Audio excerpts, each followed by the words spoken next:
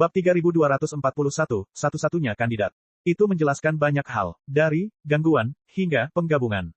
Liao pernah membaca sebelumnya, jadi tentu saja, dia tahu klasifikasi dari 4 universitas kultivasi, dimulai dari tahap transformasi keilahian, yang merupakan level tertinggi untuk menembus batas manusia, dan tahap pembagi jiwa dan tahap sintesis bentuk bahkan lebih misterius dan tidak dapat dipahami. Tidak ada pola dalam pelatihan mereka juga. Mereka seperti dewa dan iblis. Liao bisa memahami betapa hebatnya tahap pembagi jiwa. Seorang ahli bisa berubah menjadi ribuan klon. Miliaran pikiran telepati setara dengan miliaran tentara. Satu orang setara dengan kemampuan tempur satu pasukan. Bukankah itu cukup kuat? Namun, Liao tidak pernah bisa memahami seberapa kuat seorang kultivator dalam tahap sintesis bentuk. Sekarang jiwanya dapat dibagi menjadi miliaran bagian, bukankah akan berlebihan jika menyatukannya kembali? Sekarang setelah mendengar penjelasan Red Paul, dia menyadari bahwa itu masuk akal. Klon yang tak terhitung jumlahnya akan dilemparkan ke dalam reinkarnasi dunia fana yang tak berujung dan mengalami gelombang dan emosi yang berbeda di sungai kehidupan yang berbeda. Pada akhirnya, mereka akan bersatu kembali dan melahirkan Liao baru dalam resonansi yang intens. Kekuatan miliaran orang akan terkonsentrasi di tubuhnya. Seberapa kuat dia nantinya? Begitu saja, fragmen jiwa yang tak terhitung jumlahnya didedikasikan untuk perjalanan hidup yang baru dan jalan perlawanan. Beberapa fragmen jiwa bertemu satu sama lain secara tidak sengaja dan saling tertarik. Mereka menyatu dan membentuk fragmen yang relatif besar. Secara bertahap, saya dapat mengingat sebagian dari masa lalu saya. Saya bahkan menyadari bahwa, kehidupan sebelumnya, saya adalah seorang kultivator di kedalaman lautan bintang yang tak berujung. Itulah saya. Tetapi itu belum cukup, kata bintang kutub merah. Saya berada dalam kondisi yang kacau dan tidak menentu dalam beberapa reinkarnasi sebelumnya. Meskipun saya tahu bahwa saya sedang menjalankan misi penting dan bahwa saya akan menjalankan rencana bernama, Burung Nasar, untuk keluar dari kandang terkutuk itu, saya masih tidak tahu siapa saya di kehidupan saya sebelumnya, apa yang telah saya alami, dan bagaimana saya berteleportasi ke bumi dari sisi lain lautan bintang. Informasi kuncinya masih tersembunyi dalam kegelapan yang tak berujung. Oleh karena itu, saya jauh lebih lemah daripada saya saat ini. Saya termasuk orang yang beruntung, karena saya telah menelan cukup banyak pecahan jiwa dalam reinkarnasi sebelumnya dan mendapatkan banyak informasi tentang kepribadian, ingatan, dan pola pikir Liao. Saya mampu mengejar masa lalu saya. Tetapi sebagian besar pecahan jiwa tersebar di setiap sudut penjara reinkarnasi. Beberapa bahkan berhibernasi di kedalaman jiwa seseorang selamanya. Sebagian besar orang yang menerima pecahan jiwa Liao sayapnya patah, cakarnya dicabut, dan semangat juang mereka menurun seperti guru Sang Jiasu. Bagi mereka, itu bukan anugerah harapan, melainkan bencana besar. Bahkan jika aku memiliki semua sumber daya dari Yayasan Ark, tetap saja mustahil bagiku untuk menemukan semua orang yang memiliki pecahan jiwa Liao. Selain itu akan menimbulkan terlalu banyak kehebohan. Sektor asal surga pasti akan menyadarinya dan mencegatnya terlebih dahulu. Mereka bahkan mungkin menemukan Pulau Ark melalui petunjuk itu. Liao menganggukkan kepalanya, tenggelam dalam pikirannya. Dia melirik Zhang Danyu dari sudut matanya dan tiba-tiba memikirkan sesuatu. Dia berkata dengan penuh semangat, karena itu, kamu akan memproyeksikan aliran informasi sehingga semua roh heroik yang terkontaminasi oleh pecahan jiwa Liao akan bangkit dan datang ke sisimu. Cara berpikirmu dan aku sama persis. Aku juga berpikir begitu. Sayang sekali bukan aku yang berpikir begitu, melainkan orang lain.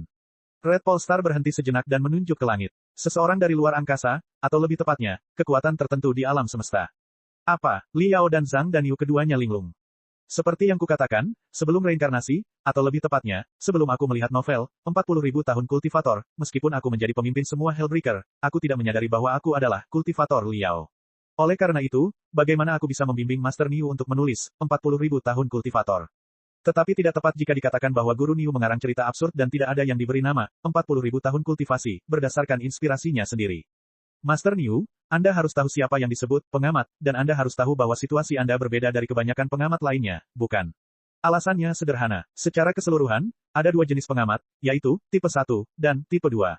Pengamat tipe 1 dan pengamat tipe 2. Liao dan Zhang Danyu saling memandang dengan bingung. Apa maksudnya? Pengamat tipe 1 adalah mayoritas pengamat yang pernah kita lihat di masa lalu. Mereka memiliki kemampuan khusus yang memungkinkan mereka melihat bayangan diri mereka sendiri puluhan kali, atau bahkan ratusan ribu kali, sebelum mereka bereinkarnasi. Berdasarkan ingatan yang rusak dan berwarna-warni, mereka menciptakan dunia fantasi dalam berbagai bentuk. Mereka disebut fantasi, tetapi sebenarnya itu adalah sejarah dan kenyataan yang terjadi dahulu kala.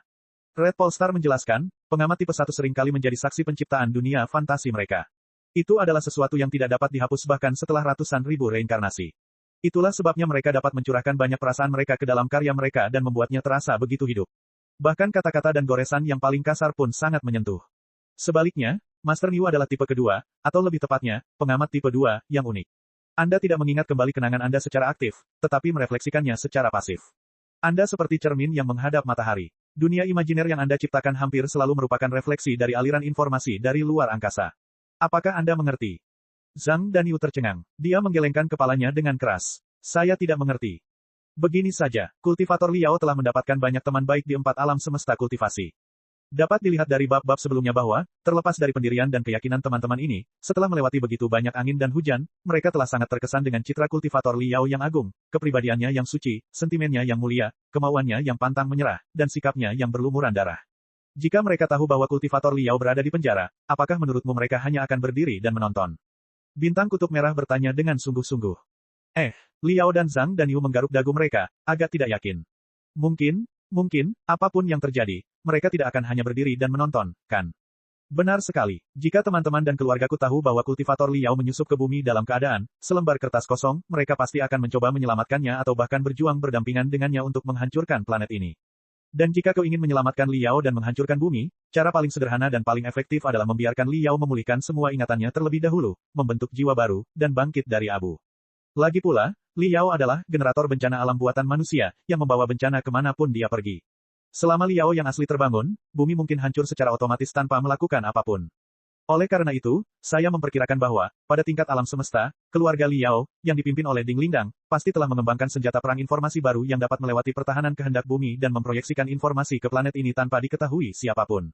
Namun, karena mereka tidak tahu persis di mana Liao berada dan dalam kondisi apa dia berada, mustahil bagi mereka untuk memproyeksikan informasi tersebut ke ribuan kepingan jiwa secara tepat meskipun ada ribuan kepingan jiwa. Oleh karena itu, mereka membutuhkan medium atau pembawa yang dapat memungkinkan sebagian besar kepingan jiwa untuk memahami informasi tersebut.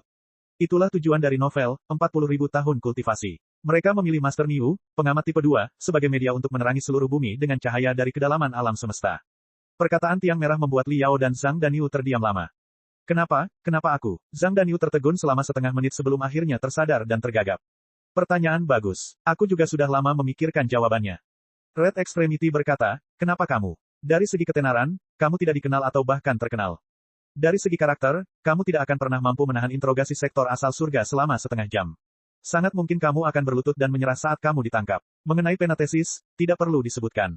Jangan pukul wajah seseorang, kan? Jelas ada banyak kandidat yang lebih cocok daripada kamu. Mereka yang lebih terkenal, lebih bertekad, dan memiliki lebih banyak integritas dan integritas. Tentu saja, mereka juga dapat memilih penulis yang lebih baik. Kenapa kamu? Tidak, kalau ada yang ingin kau katakan, katakan saja. Tidak ada gunanya bertele-tele. Siapa yang tersinggung? Tidak, aku memujimu. Kalau dipikir-pikir lagi, tidak ada kandidat yang lebih baik daripada kamu. Bintang Kutub Merah menepuk pahanya dan berkata, dalam perang informasi yang menggetarkan jiwa ini, hal terpenting bukanlah membangunkan Liao, tetapi menghindari deteksi dan pemindaian kehendak bumi. Pikirkanlah, akan ada hari lain untuk membangunkan Liao jika kita tidak berhasil hari ini. Jika kita tidak berhasil dalam reinkarnasi ini, mungkin akan ada waktu berikutnya. Selama kita tidak ketahuan, kita akan dapat memengaruhinya secara bertahap dan memperlambatnya. Tetapi jika keinginan bumi mengetahuinya dan musuh sudah siap, akan sangat sulit untuk melakukan hal yang sama lagi.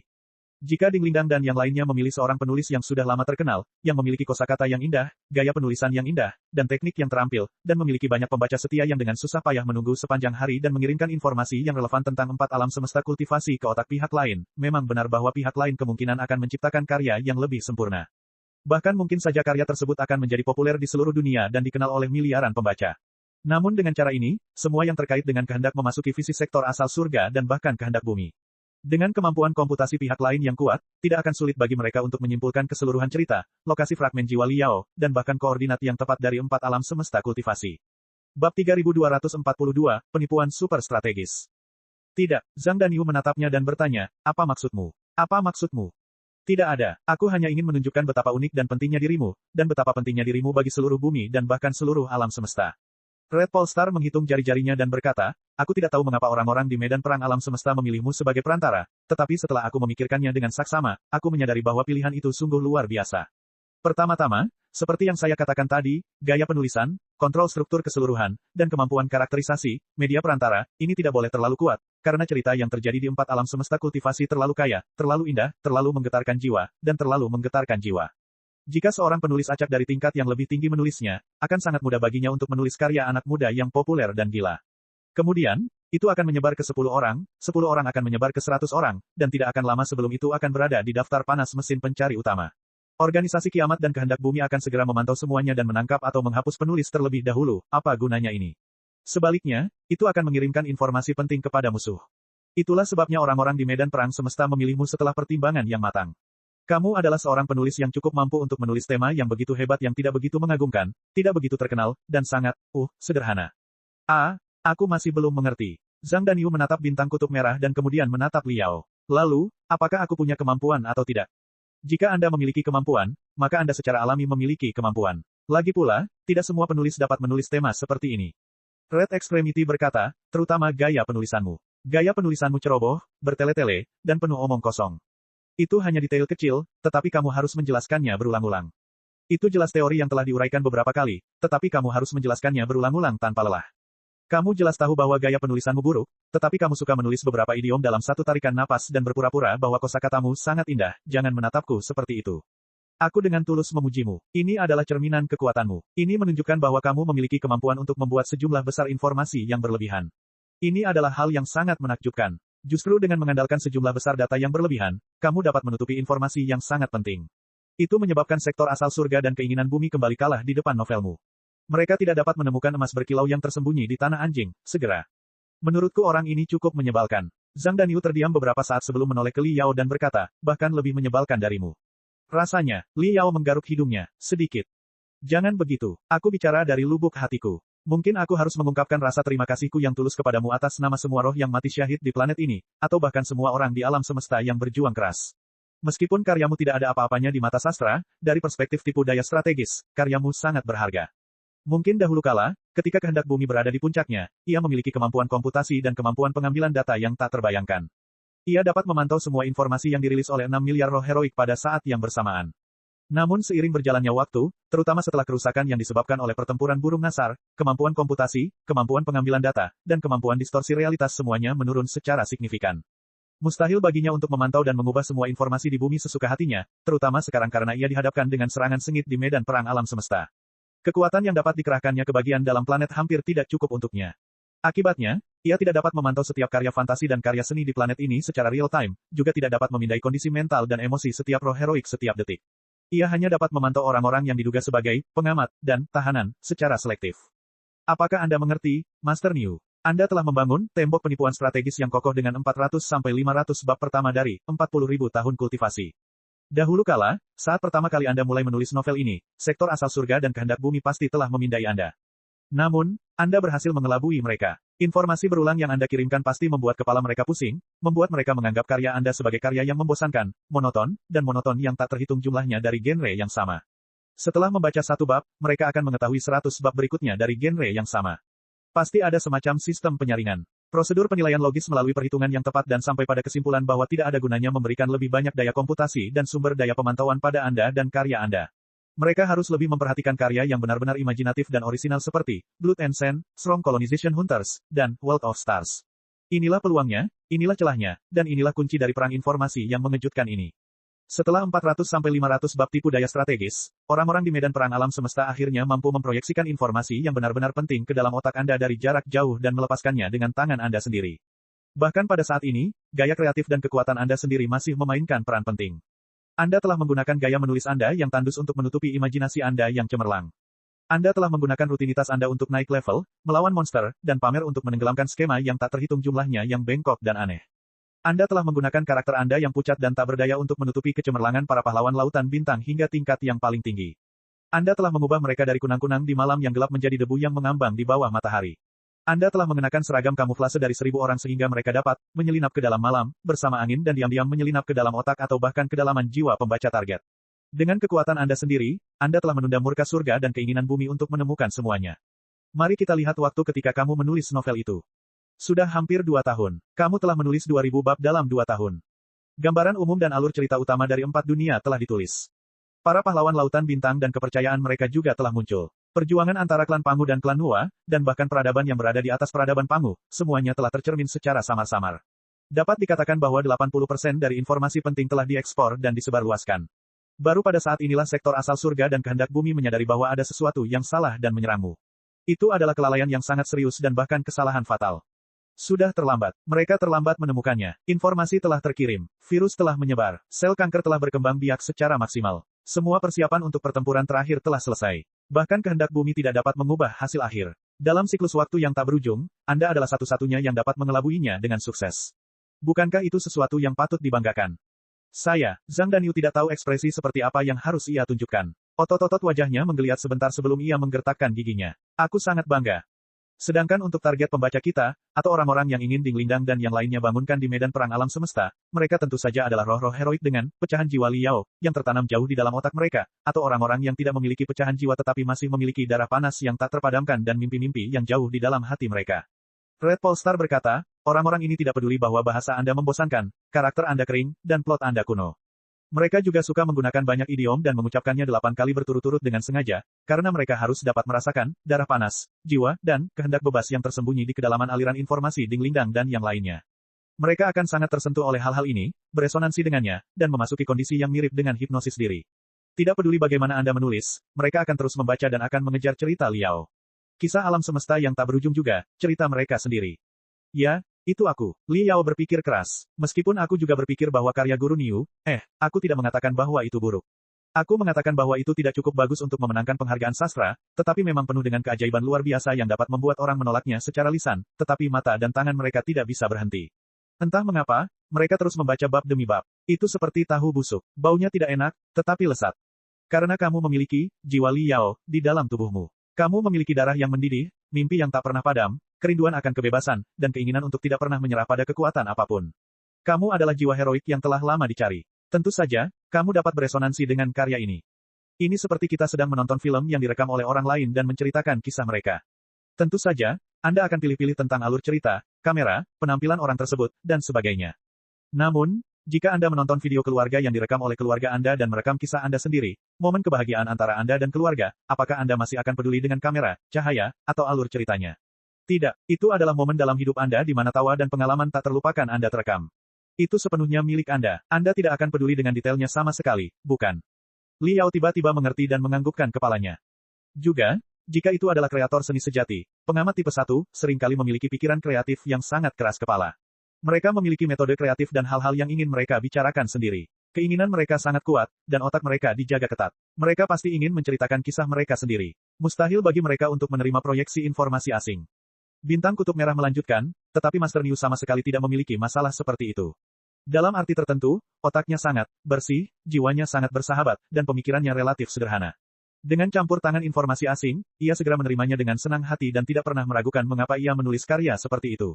Lagi pula, kau tinggal sendiri, bukan, Master Niu. Kau tidak punya banyak teman atau pacar. Kau juga tidak punya teman di Nexus. Tidak ada yang akan peduli dengan fenomena aneh apa yang kau alami saat menulis. Kondisi yang begitu komprehensif terlalu cocok untuk misi, transmisi informasi dan penipuan strategis. Bab 3243, Jalan Penggabungan. Tidak, nah, mengapa kedengarannya semakin misterius bagiku? Zhang Danyu tercengang cukup lama sebelum berkata, setelah ratusan kali bereinkarnasi, hanya ini yang kumiliki. Jangan meremehkan dirimu sendiri. Tidak ada yang bisa menyelesaikan tugas yang sulit seperti itu lebih baik daripada dirimu. Kamu benar-benar, siapa lagi selain aku? Bahkan aku terbangun ke jati diri yang lebih dalam melalui dan mengikuti kata-katamu untuk menemukan kebenaran tentang bumi, penjara reinkarnasi, dan bahkan alam semesta. Red Extremity berkata dengan sungguh-sungguh, dan di seluruh dunia, setidaknya di Asia Timur, tempat novel daring populer, ada banyak sekali orang yang telah menanamkan fragmen jiwa Liao, orang-orang yang memiliki darah panas dan jiwa yang telah tersentuh olehmu, beresonansi denganmu, dan membangkitkan diri mereka sendiri.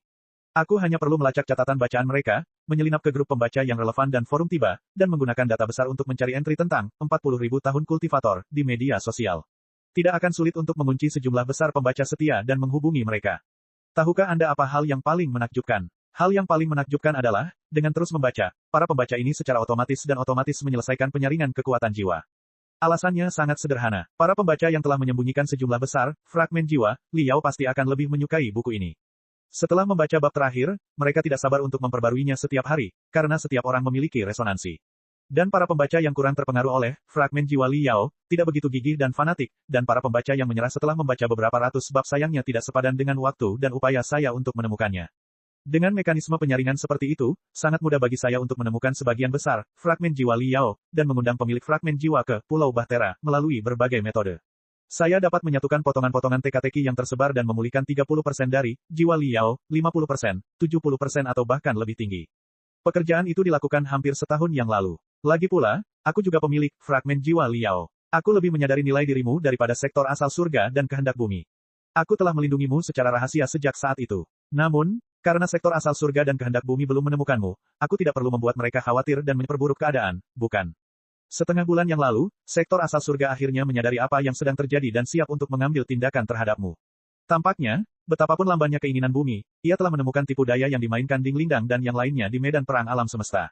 Oleh karena itu, orang-orangku muncul dari kegelapan dan membawamu kembali ke Pulau Bahtera sebelum musuh melakukannya, menyelesaikan kombinasi terakhir.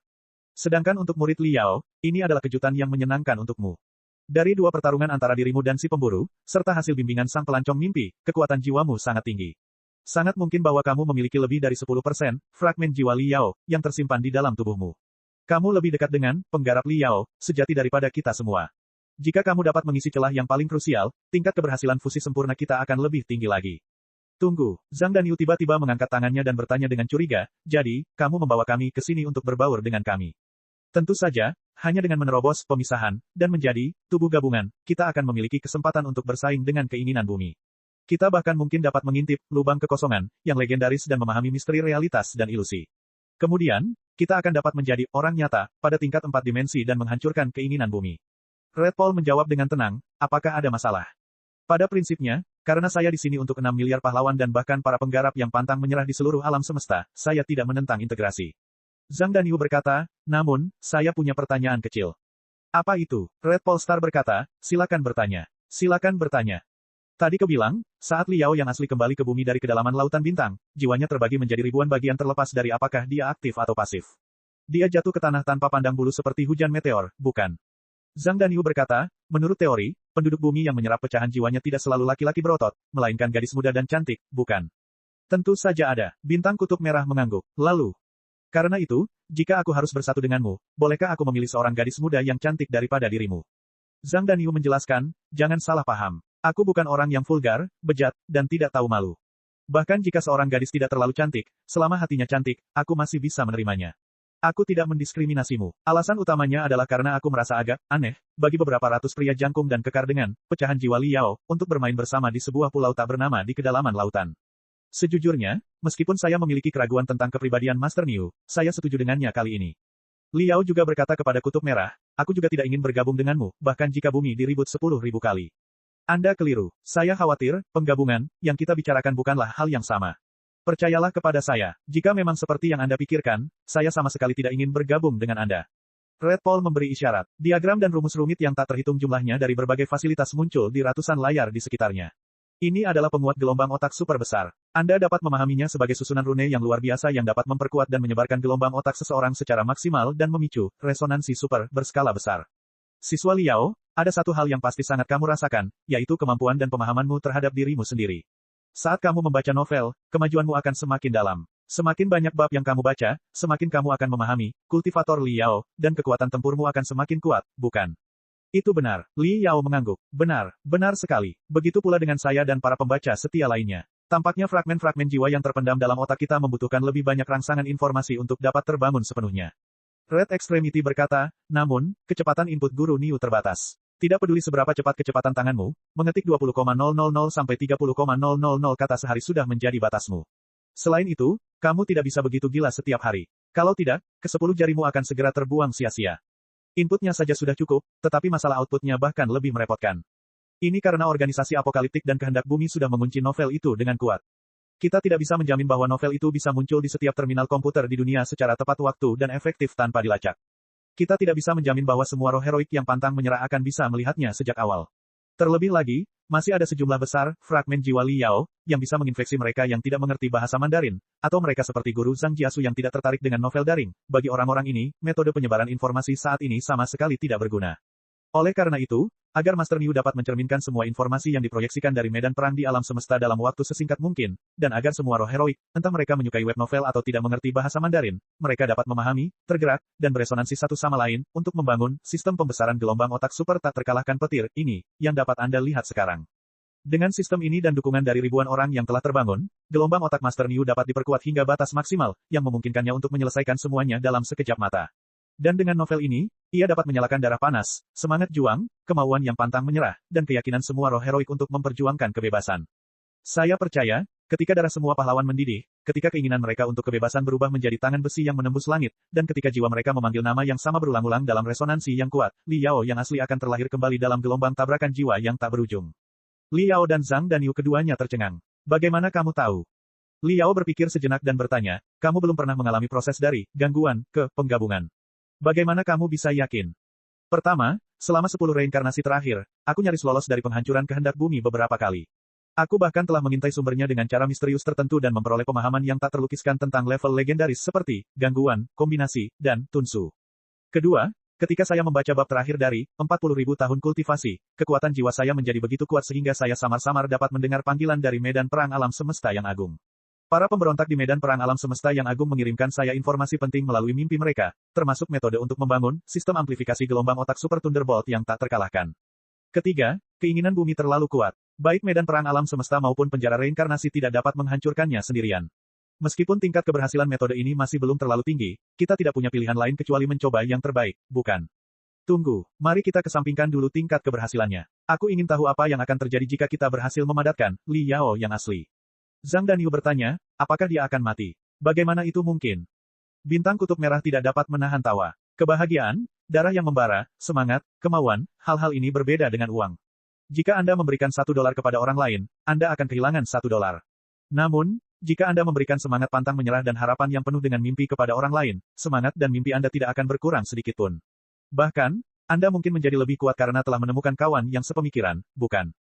Yang disebut penggabungan tidak berarti menggali sepotong jiwa Anda secara paksa, atau bahkan menyebabkan jiwa Anda tercerai-berai dan mati di tempat. Jika demikian halnya, maka dengan keyakinan, kultivator Liao, saya yakin dia tidak ingin terlahir kembali dengan cara seperti itu, bukan? Penggabungan, yang sebenarnya adalah persatuan rakyat. Itu adalah persatuan rakyat. Semua roh kepahlawanan membakar darah panas mereka, merangsang mimpi mereka, melepaskan kekuatan terbesar mereka, menghadapi musuh yang sangat menakutkan, dan menciptakan orang yang hebat di tingkat 3 dimensi. Oleh karena itu, bahkan jika kultivator Liao terlahir kembali, saya yakin itu tidak akan berdampak negatif pada sebagian besar roh heroik. Kemungkinannya, itu bahkan akan membantu Anda menghilangkan kebiasaan merangkak ke dalam tabung ventilasi.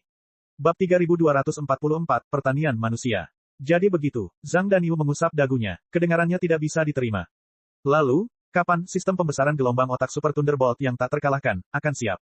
Sambil berpikir keras, Liao bertanya, bagaimana jika semuanya berjalan lancar dan 100% Liao terbangun, lalu apa? 3 hari, Red Polestar mengulurkan 3 jari dan menatap Liao dalam-dalam.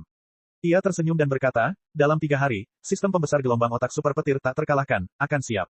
Saat itu, semua Hellbreaker di pulau itu akan diaktifkan pada saat yang sama dan membantu 100% Liao untuk terlahir kembali. Saya percaya itu akan menjadi pukulan berat bagi keinginan planet ini. Pada saat itu, orang-orang di medan perang alam semesta, termasuk Ding Lindang dan yang lainnya, akan melancarkan serangan paling ganas. Kita pasti akan menang jika kita bekerja sama. Benarkah begitu? Liao menyipitkan matanya dan tersenyum, bahkan dia sendiri tidak menyadarinya. Dia mengangguk dan berkata, pertempuran terakhir akan berlangsung dalam 3 hari. Itu benar. Red Polestar mengalihkan pandangannya dari wajah Zhang Danyu dan menatap Zhang Danyu. Ada pertanyaan. Sebenarnya, ada masalah kecil yang mungkin tidak relevan. Anda mungkin tidak tahu jawabannya. Zhang Danyu bertanya, kita telah berbicara tentang kehendak bumi, tetapi saya sama sekali tidak dapat memahaminya. Jika makhluk 4 dimensi, seperti itu memang ada, dan telah menangkap miliaran roh heroik di alam semesta 3 dimensi dan mengurung kita dalam penjara reinkarnasi bernama bumi, apa tujuan dari semua ini? Jelas sekali bahwa kehendak bumi memiliki kemampuan untuk membunuh semua roh yang mati syahid. Bahkan dapat mengubah semua penduduk bumi menjadi orang-orang bodoh yang tidak punya mimpi, tidak punya otak, orang mati yang tidak punya pikiran, atau memikirkan ribuan cara untuk menyiksa kita sehingga kita akan hidup di neraka yang sesungguhnya dan menderita segala macam penderitaan dan siksaan. Namun, hal itu tidak terjadi. Sebaliknya, hal itu menciptakan periode dari tahun 1970-an hingga 1950-an, periode yang masih dapat dianggap makmur dan gemilang. Hal itu mengurung kita di dalam dan mengulanginya berkali-kali, itu sama sekali tidak masuk akal. Pemburu itu mengatakan kepada saya bahwa itu karena kami telah melakukan kejahatan berat dan kami perlu menebus kesalahan dan bertobat dengan cara seperti itu. Tetapi saya sama sekali tidak dapat memahami apa arti penebusan dan pertobatan. Meskipun bumi saat ini tidak damai, dan banyak tempat masih diselimuti bayang-bayang bencana alam dan bencana buatan manusia, dan negara-negara besar saling bermusuhan, tekanan pada orang-orang yang tinggal di hutan semen juga tidak kecil, tetapi semuanya harus dibandingkan secara horizontal. Dibandingkan dengan sejarah 1000 tahun terakhir, ini adalah waktu terbaik bagi peradaban umat manusia. Kita punya TV, kita punya film, kita punya komputer, kita punya internet, kita punya forum, kita punya novel. Jangan bicara soal negara maju. Bahkan di negara berkembang seperti kita, sebagian besar warganya setidaknya sudah menyelesaikan masalah sandang dan pangan. Mereka sudah membuat kemajuan yang signifikan dibandingkan beberapa dekade lalu. Apakah Anda mengerti maksud saya? Maksud saya, kalau kehendak bumi benar-benar ingin menyiksa kita, kenapa tidak mengatur waktu penjara reinkarnasi itu terjadi selama Perang Dunia Pertama atau Perang Dunia Kedua? Saat itu, hidup kita pastilah neraka di bumi. Mungkin bahkan lebih awal. Invasi berdarah dari spesies asing. Pemerintahan feodal yang penuh tekanan. Era abad pertengahan yang gelap. Bahkan era primitif di mana kita makan daging mentah dan minum darah. Hidup di era di mana kita tidak punya cukup makanan untuk dimakan, kita tidak punya cukup obat, dan luka apapun bisa membunuh kita. Ini adalah perlakuan yang seharusnya diterima sekelompok penjahat, bukan? Lagi pula, di era abad pertengahan, di mana teknologi dan peradaban sangat terbelakang, bahkan jika para pelarian penjara membangkitkan ingatan kehidupan masa lalu mereka, mereka tidak memiliki metode penyampaian informasi yang cukup kuat. Maksudku, katakanlah bahwa kehendak bumi mengatur latar belakang dunia di era abad pertengahan. Bahkan jika Ding Lindang dan yang lainnya mengirimkannya ke otakku, tetap saja mustahil bagiku untuk menyebarkannya dalam skala besar, kan? Sebuah novel dengan beberapa juta kata, atau bahkan 10 juta kata, dapat disebarkan dengan mencetaknya menggunakan kata-kata atau bahkan mencetaknya dengan lumpur. Mesin cetak itu akan membunuhku terlebih dahulu. Bahkan jika tidak ada yang membunuhku, dan aku memiliki cukup sumber daya untuk menyelesaikan penyampaian informasi, sebagian besar orang buta huruf dan tidak dapat menerima informasi tersebut. Sama sekali tidak ada cara untuk melawan kehendak bumi. Secara keseluruhan, semua yang dilakukan oleh kehendak bumi itu sama sekali tidak masuk akal dan bahkan tampak mengundang masalah. Tidakkah kau berpikir begitu? Li Yao tertegun sejenak. Dia tidak menyangka Zhang Danyu akan begitu teliti. Benar sekali. Tampaknya Master Niu dipilih sebagai pengamat tipe 2, bukan hanya karena Anda naif dan jiwa Anda semurni selembar kertas kosong. Mengenai tujuan kehendak bumi, kata bintang kutub merah, aku telah merenungkan dan menyelidikinya berkali-kali dalam siklus reinkarnasi sebelumnya. Aku bahkan mencoba untuk mengorek rahasia intinya dengan kematianku sendiri dalam salah satu siklus reinkarnasi. Bagaimanapun, memang ada yang salah tentangnya. Mungkin kelemahan terbesarnya adalah tujuan dari penjara reinkarnasinya. Setelah beberapa kali bereinkarnasi, bersamaan dengan pencerahan yang kuterima dari medan perang di alam semesta yang agung, meski aku tidak punya bukti kuat, aku punya spekulasi sendiri. Sebelum aku memberitahumu apa yang kupikirkan, tolong beritahu aku apa yang menurutmu paling penting bagi sebuah peradaban. Li Yao dan Zhang Danyu saling berpandangan, berpikir keras. Kelangsungan hidup, Li Yao berkata dengan ragu. Perkawinan, Zhang Danyu sangat percaya diri. Bintang kutub merah tertawa. Baiklah, aku tidak bisa mengatakan bahwa jawabanmu salah. Namun, kelangsungan hidup dan reproduksi adalah faktor yang paling mendasar. Hampir semua makhluk tingkat rendah, bahkan bakteri, perlu bereproduksi. Namun, makhluk yang tidak cerdas yang hanya bisa bereproduksi tidak dapat menciptakan peradaban yang hebat. Menurut saya, bagi peradaban super yang menaklukkan alam semesta di seberang lautan bintang, hal terpenting adalah cita-cita. Ide menaklukkan alam semesta pastilah hal pertama yang terlintas dalam pikiran. Betapapun absurdnya ide tersebut, peradaban tidak akan pernah menyerah. Betapapun banyaknya kesulitan yang dihadapi, peradaban akan selalu mengatasinya. Sekalipun peluang keberhasilannya hanya 1/100.000, peradaban harus mencurahkan 100% sumber daya dan upayanya untuk menjadi penguasa alam semesta, bukan? Li Yao dan Zhang Danyu mengangguk. Itu benar, tetapi, ideal, adalah kata yang terlalu besar. Apa yang dapat menciptakan mimpi terbesar jika dibedah? Saya pikir, emosi, dan imajinasi. Emosi dan imajinasi. Li Yao dan Zhang Danyu saling memandang dengan bingung. Setelah dipikir-pikir lagi, itu memang masuk akal. Jangan bicara tentang peradaban kawanan, yang terbuat dari mesin-mesin dingin dan otomatis. Saya selalu percaya bahwa peradaban lebah otomatis membutuhkan kecepatan koneksi jaringan dan pertukaran informasi yang tinggi. Mustahil bagi mereka untuk menempuh jarak yang hampir tak terbatas di lautan bintang yang tak terbatas.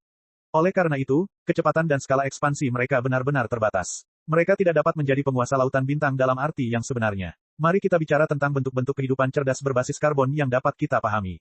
Jika peradaban mereka ingin berkembang dan mencapai puncak alam semesta, mereka harus didukung oleh emosi yang kuat dan imajinasi yang kaya. Keduanya, terutama imajinasi yang kuat, mutlak diperlukan bagi peradaban yang hebat. Bintang kutub merah berkata dengan sungguh-sungguh, dahulu kala, para ilmuwan menganggap kemampuan membuat alat sebagai pembeda antara manusia dan hewan. Mereka bahkan percaya bahwa hanya manusia yang dapat membuat dan menggunakan alat. Namun, tak lama kemudian, kami menemukan bahwa monyet dapat menggunakan alat, lintah dapat menggunakan alat, dan bahkan gorila dapat membuat alat sendiri. Namun, entah itu monyet, orangutan, lintah, atau makhluk mirip lumba-lumba yang memiliki kebijaksanaan luar biasa, mereka tidak akan pernah menatap langit seperti manusia dan berhayal tentang rahasia di balik bintang-bintang yang cemerlang. Kemampuan yang dimiliki oleh roh segala sesuatu adalah imajinasi. Imajinasilah yang mendorong peradaban kita maju. Imajinasilah yang menuntun peradaban kita pada jalan yang tak terhitung jumlahnya dalam reinkarnasi yang tak terhitung jumlahnya. Imajinasilah yang membantu kita menaklukkan gunung, lautan, dan bahkan satelit di sekitar kita. Jika suatu hari kita dapat memecahkan segel penjara reinkarnasi dan menaklukkan alam semesta yang tak berujung, itu pasti karena ambisi, rasa ingin tahu, dan imajinasi kita yang bahkan lebih besar dari alam semesta yang tak berujung. Kedengarannya masuk akal, tapi apa hubungannya dengan tujuan penjara reinkarnasi? Itulah masalahnya. Bintang kutub merah menjawab, saya sangat meragukan bahwa keinginan bumi tidak memiliki emosi atau imajinasi sama sekali. Hah, Zhang Danyu tertegun cukup lama. Aku tidak begitu mengerti apa maksudmu. Apa sebenarnya yang disebut kehendak bumi? Tidak masalah apa itu. Tidak masalah apakah itu bentuk kehidupan 4 dimensi yang tidak dapat kita pahami, tidak masalah apakah itu monster yang diciptakan oleh penduduk bumi dahulu kala, tidak masalah apakah itu peradaban dari spesies yang berbeda atau sesuatu yang aneh. Yang penting adalah bahwa ia harus memiliki emosi dan imajinasi yang kuat jika ia ingin terus tumbuh, berkembang, dan berkembang pada tingkat peradaban di alam semesta menuju puncak yang lebih tinggi. Sayangnya, tidak, kata bintang kutub merah. Mungkin dulu pernah. Namun, dalam perjalanan evolusi yang panjang, ia kehilangan semua emosi dan imajinasinya dan bahkan menukarnya dengan kekuatan luar biasa sebagai harga yang harus dibayarnya. Kekuatan tersebut mungkin telah membantunya mengalahkan musuh yang tak terkalahkan, membantunya menjadi iblis penghancur yang paling ditakuti di alam semesta, dan bahkan membantunya menjadi penguasa alam semesta. Namun, kekuatan tersebut juga mendorongnya semakin jauh dari makna asli, kehidupan, dan peradaban. Ia kehilangan dirinya sendiri dan melupakan siapa dirinya dan apa tujuannya. Benarkah? Kedengarannya agak misterius. Zhang Danyu menatap Li Yao. Namun mata Li Yao berbinar-binar. Dia menundukkan kepalanya dan tetap diam. Meskipun ini hanya teori saya dan tidak banyak bukti yang kuat, asumsi tersebut dapat digunakan untuk menjelaskan banyak pertanyaan. Bintang kutub merah tersenyum dan berkata, yang disebut penjara reinkarnasi, itu sebenarnya bukan penjara, melainkan pertanian, tempat manusia dibesarkan dan emosi, serta imajinasi, dipanen. Bab 3245, Zaman Keemasan. Peternakan, Li Yao dan Zhang Danyu sama-sama mengerti apa yang dimaksud bintang kutub merah. Keringat muncul di dahi mereka, dan wajah mereka pucat. Mereka menunjuk hidung mereka dan berkata, jadi, kita adalah beras dan pohon buah, di ladang, dan emosi serta imajinasi kita adalah buah yang dibutuhkan oleh keinginan bumi. Itulah dugaanku. Kalau tidak, mengapa kehendak bumi mengurung kita di penjara reinkarnasi terkutuk ini setelah reinkarnasi yang tak terhitung jumlahnya? Bintang kutub merah menunjuk pelipisnya dan berkata, tujuannya adalah untuk merangsang jiwa kita sampai batas tertentu sehingga kita dapat menghasilkan emosi dan imajinasi yang sama sekali tidak mungkin disembunyikan. Legenda-legenda yang aneh, ganjil, dan bahkan tidak masuk akal, karya-karya yang dikutuk sebagai omong kosong, dunia-dunia fantasi yang fantastis, dan kerinduan yang paling berani dan paling bodoh akan berakhirnya lautan bintang, inilah hal-hal yang membentuk inti kokoh dari sebuah peradaban besar, dan keinginan bumi tidak memiliki inti seperti itu. Jika bumi pernah berdarah panas, bumi akan mendingin dan mengental miliaran tahun yang lalu. Bahkan jika bumi pernah bermimpi, bumi akan berubah menjadi pecahan-pecahan berbintik dan musnah. Di tataran alam semesta, ia benar-benar monster super yang tak terkalahkan dengan kemampuan komputasi yang luar biasa dan kekuatan militer yang sangat besar. Ia adalah eksistensi tirani di level iblis yang dapat mengendalikan segala sesuatu di alam semesta dengan sempurna dan menghitung jawaban yang sempurna untuk semua masalah. Namun di tataran, kehidupan, dan peradaban, apa yang disebut kesempurnaan, sama sekali tidak ada. Saat bulan purnama, akan ada kerugian. Setelah puncak adalah jurang, dan di ujung, kesempurnaan, adalah kehancuran. Singkatnya, kehendak bumi tidak memiliki emosi atau mimpi. Ia bahkan tidak memiliki kemampuan untuk membuat kesalahan, dan kemampuan untuk membuat kesalahan adalah faktor terpenting dalam evolusi kehidupan. Hanya dengan terus-menerus membuat kesalahan, dan membuat kesalahan-kesalahan aneh dan tidak masuk akal itu, kita dapat memiliki kesempatan untuk bertahan hidup dan berkembang di alam semesta yang terus berubah dan bahkan meledak dengan kemungkinan-kemungkinan yang tak terbatas. Peradaban yang tidak memiliki imajinasi dan tidak dapat membuat kesalahan tidak akan dapat menemukan kemungkinan sekecil apapun. Bahkan tidak akan dapat menemukan makna keberadaannya. Peradaban ditakdirkan untuk bertabrakan dengan batas-batasnya tidak lama setelah mencapai puncak. Selain itu, sama sekali tidak memiliki cara untuk menembus batas-batasnya sendiri. Oleh karena itu, tidak ada pilihan selain bergantung pada kekuatan eksternal, ras yang memiliki emosi, mimpi, dan imajinasi dan akan terus membuat kesalahan dalam mencari kemungkinan yang tak terbatas, dan itulah kita. Kita manusia tidak sebaik yang kita banggakan. Kita bahkan tidak layak menyandang gelar, roh segala sesuatu. Kita benar-benar jenis kehidupan cerdas berbasis karbon yang sangat buruk. Kita memiliki berbagai emosi, tetapi kita sering impulsif karena emosi kita. Kita jatuh ke rawa gelap kemanusiaan dan melukai diri kita sendiri. Kita memiliki ambisi untuk terus maju, tetapi ambisi ini sering berubah menjadi ambisi. Agar tidak dapat mendukung ambisi kita kehilangan segalanya dengan cara yang kacau. Kita naif, romantis, dan kaya akan mimpi. Tetapi titik ini sering menyebabkan kita tersiksa oleh ketidakpuasan kita sendiri. Kita tidak pernah puas. Tidak peduli berapa banyak hal yang kita dapatkan, paling lama 3 hingga 5 detik, kita akan bosan. Kita ingin menemukan 10 kali, 100 kali lebih banyak hal untuk mengisi kekosongan di hati kita. Namun, kekurangan itulah yang membentuk kita dan memberi kita kekuatan terbesar di lautan bintang. Ketika nenek moyang kita menatap langit untuk pertama kalinya setelah sekian lama dan berseru, ras kita ditakdirkan untuk menempuh jalan yang tak terkalahkan. Hanya kita yang memenuhi syarat untuk menjadi jantung, otak, atau mesin dari keinginan bumi. Li Yao dan Zhang Danyu terkejut lagi. Mereka memandang tiang merah dengan cara yang berbeda. Jadi, seluruh penjara reinkarnasi adalah mesin kehendak bumi. Zhang Danyu bergumam, ya, saya lebih suka kata, mesin daripada, otak, atau pertanian. Karena, hipotesis mesin dapat menjelaskan mengapa kehendak planet tidak berani menyalakan kembali mesin secara langsung tanpa mempertimbangkan konsekuensinya. Hal itu tidak hanya akan menyebabkan kerusakan serius pada mesin tetapi juga mengganggu kontinuitas keluaran daya dan memengaruhi kemampuan tempurnya di medan perang alam semesta. Liao dan Zhang Danyu berpikir sejenak dan setuju dengannya. Bayangkanlah kehendak bumi sebagai tank yang terlibat dalam pertempuran sengit dengan musuh. Tentu saja, mesinnya tidak dapat dihidupkan kembali dengan mudah. Jika mesin rusak selama 3 hingga 5 menit, kehendak bumi akan berlubang-lubang. Asumsimu memang masuk akal, tapi aku masih belum mengerti. Zhang Danyu mengerutkan kening. Bahkan jika penjara reinkarnasi benar-benar sebuah peternakan dengan putaran tak terbatas dan mesin yang selalu berputar dengan kecepatan tinggi, mengapa sekarang? Dari tahun 1970-an hingga 1940-an. Karena saat itu merupakan masa keemasan peradaban di bumi. Selama beberapa dekade, manusia mencapai puncak kehidupan cerdas berbasis karbon di satu planet. Bintang Kutub Merah menjawab, dugaanku adalah, tentu saja, kehendak bumi dapat mengatur waktu latar belakang penjara reinkarnasi di abad pertengahan atau bahkan zaman batu, tetapi mustahil untuk memanen cukup banyak emosi dan imajinasi. Dari zaman batu hingga abad pertengahan, dan bahkan hingga era modern ketika revolusi industri baru saja terbentuk, itu adalah masa kebijaksanaan dan ketidaktahuan. Orang-orang yang hidup di lingkungan yang bodoh dan tertutup tidak memiliki cukup makanan untuk dimakan. Sebagian besar energi mereka didedikasikan untuk persaingan bertahan hidup.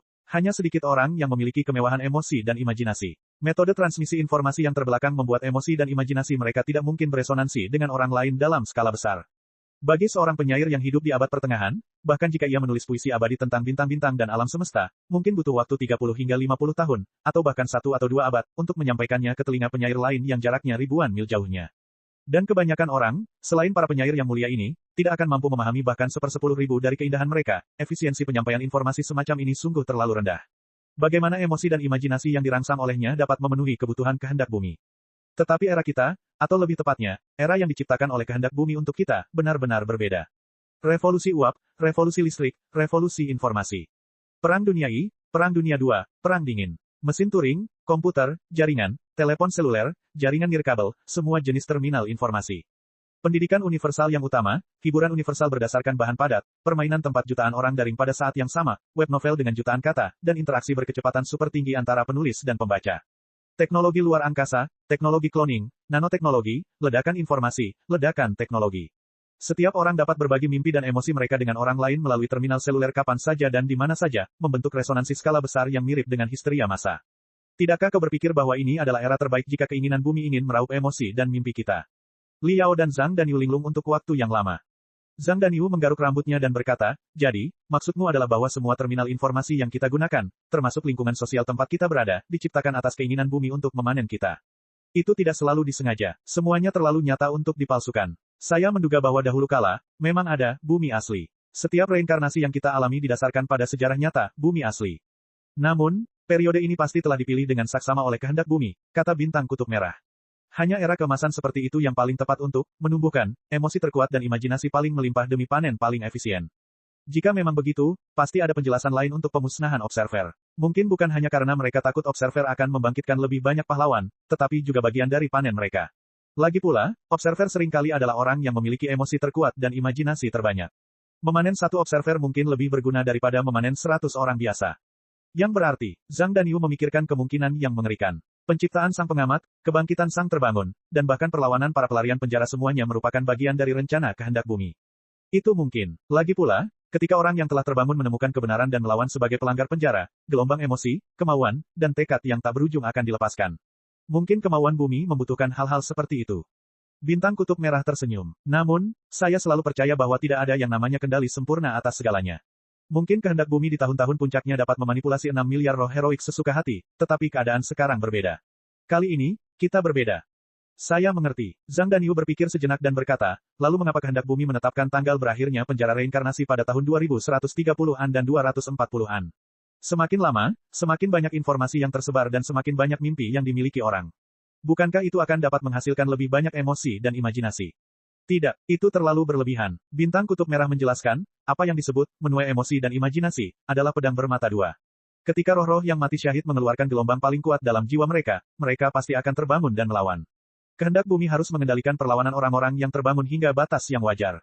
Jika batasnya terlalu tinggi, situasinya akan benar-benar di luar kendali. Mari kita gunakan mesin sebagai contoh. Kehendak bumi ingin menjaga daya keluaran mesin dalam batas yang wajar. Tentu saja, tidak baik jika daya keluarannya terlalu rendah. Namun, jika daya keluarannya terlalu besar dan berlangsung lama, mesin akan kelebihan beban atau bahkan meledak. Itu akan lebih buruk, bukan? Bab 3246, Kamu dan Aku. Zhang Danyu masih belum mengerti, tetapi Liao sudah mengerti apa maksud tiang merah. Memang benar bahwa terlalu banyak sama buruknya dengan terlalu sedikit. Jika 6 miliar penduduk bumi yang hidup dalam penjara reinkarnasi, 6 miliar pahlawan yang pantang menyerah dan menantang, dianggap sebagai sumber energi, mereka akan menjadi sumber energi yang sangat tidak stabil dan berbahaya. Jika seseorang ingin menggunakan energi tersebut sebagai bahan bakar, mereka harus sangat berhati-hati. Dari akhir abad ke-20 hingga pertengahan abad ke-21, merupakan masa kemasan bagi pemanfaatan energi tersebut secara stabil dan efisien. Kemudian, seiring dengan ledakan informasi dan teknologi antariksa yang semakin matang, sangat mungkin umat manusia akan mengembangkan alam semesta di luar bumi. Paling tidak, bulan dan Mars dapat dikembangkan dalam skala besar. Liao teringat sebuah lelucon yang mengklaim bahwa bumi sebenarnya adalah dunia virtual yang diciptakan oleh Tuhan, dan bahwa para malaikat bertanggung jawab untuk menjaga ilusi yang luar biasa bagi Tuhan. Sangat disayangkan bahwa para malaikat tidak cukup mampu untuk membangun alam semesta yang luas dan hidup. Yang perlu mereka lakukan hanyalah menyempurnakan semua detail dalam jangkauan pengamatan manusia. Segala sesuatu yang berada di luar jangkauan pengamatan, seperti bintang-bintang yang berkilauan, hanyalah latar belakang sederhana berupa bintik-bintik cahaya yang tidak berarti.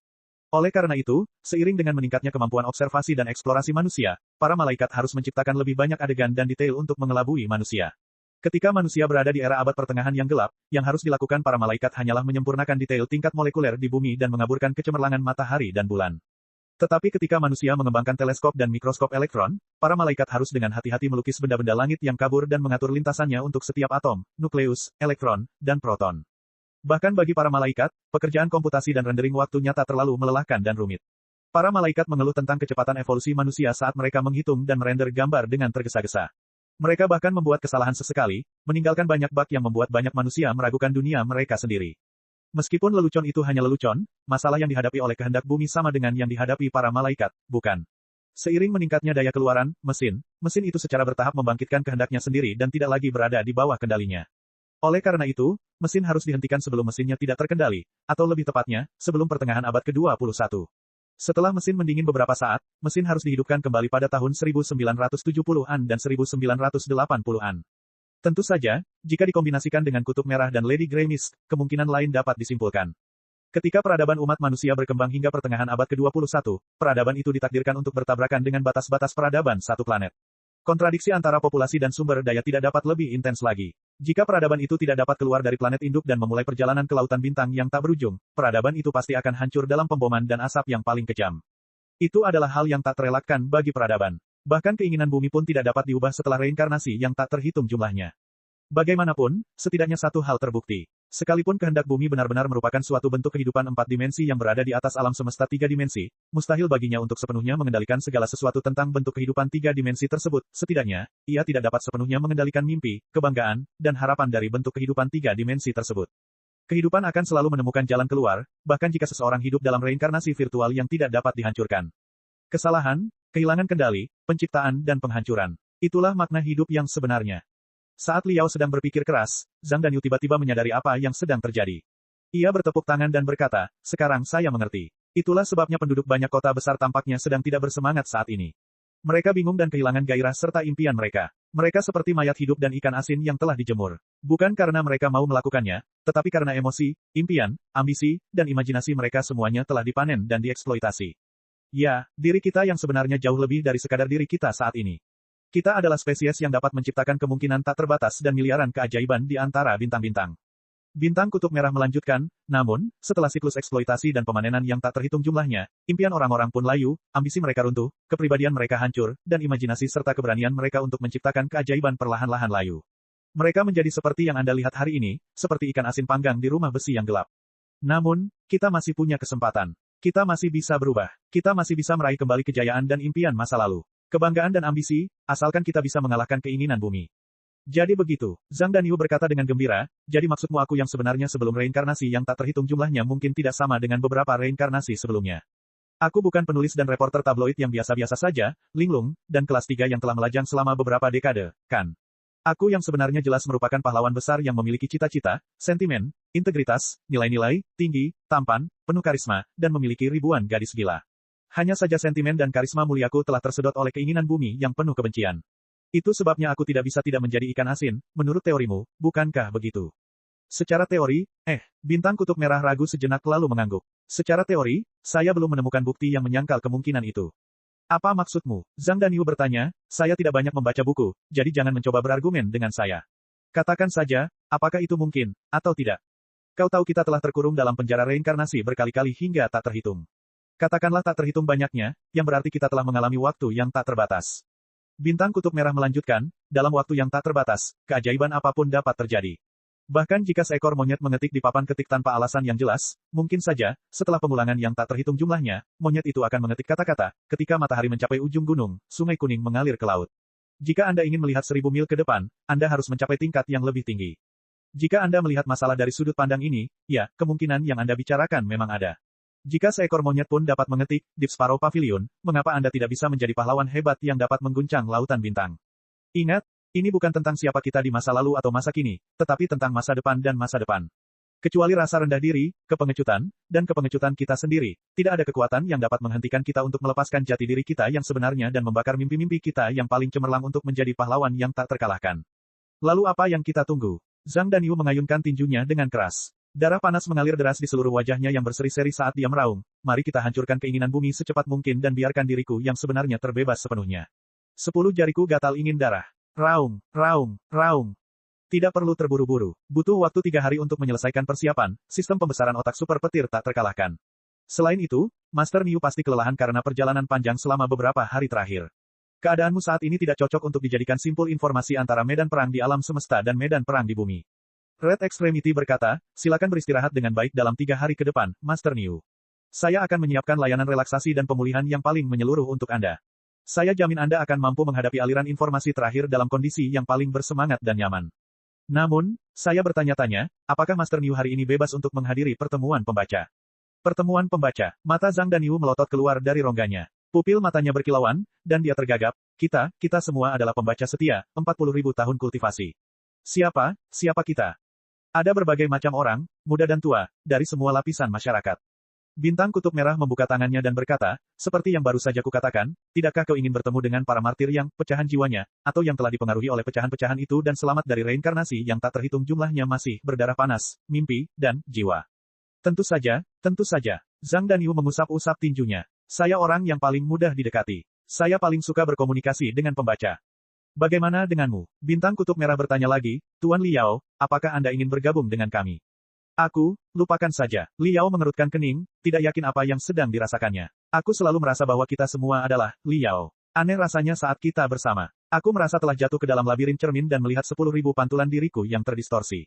Kamu salah lagi, murid Liao. Seperti yang baru saja kukatakan, sebagian besar pecahan jiwa, Liao telah terkoyak hingga tak berarti, seperti bakteri atau bahkan virus.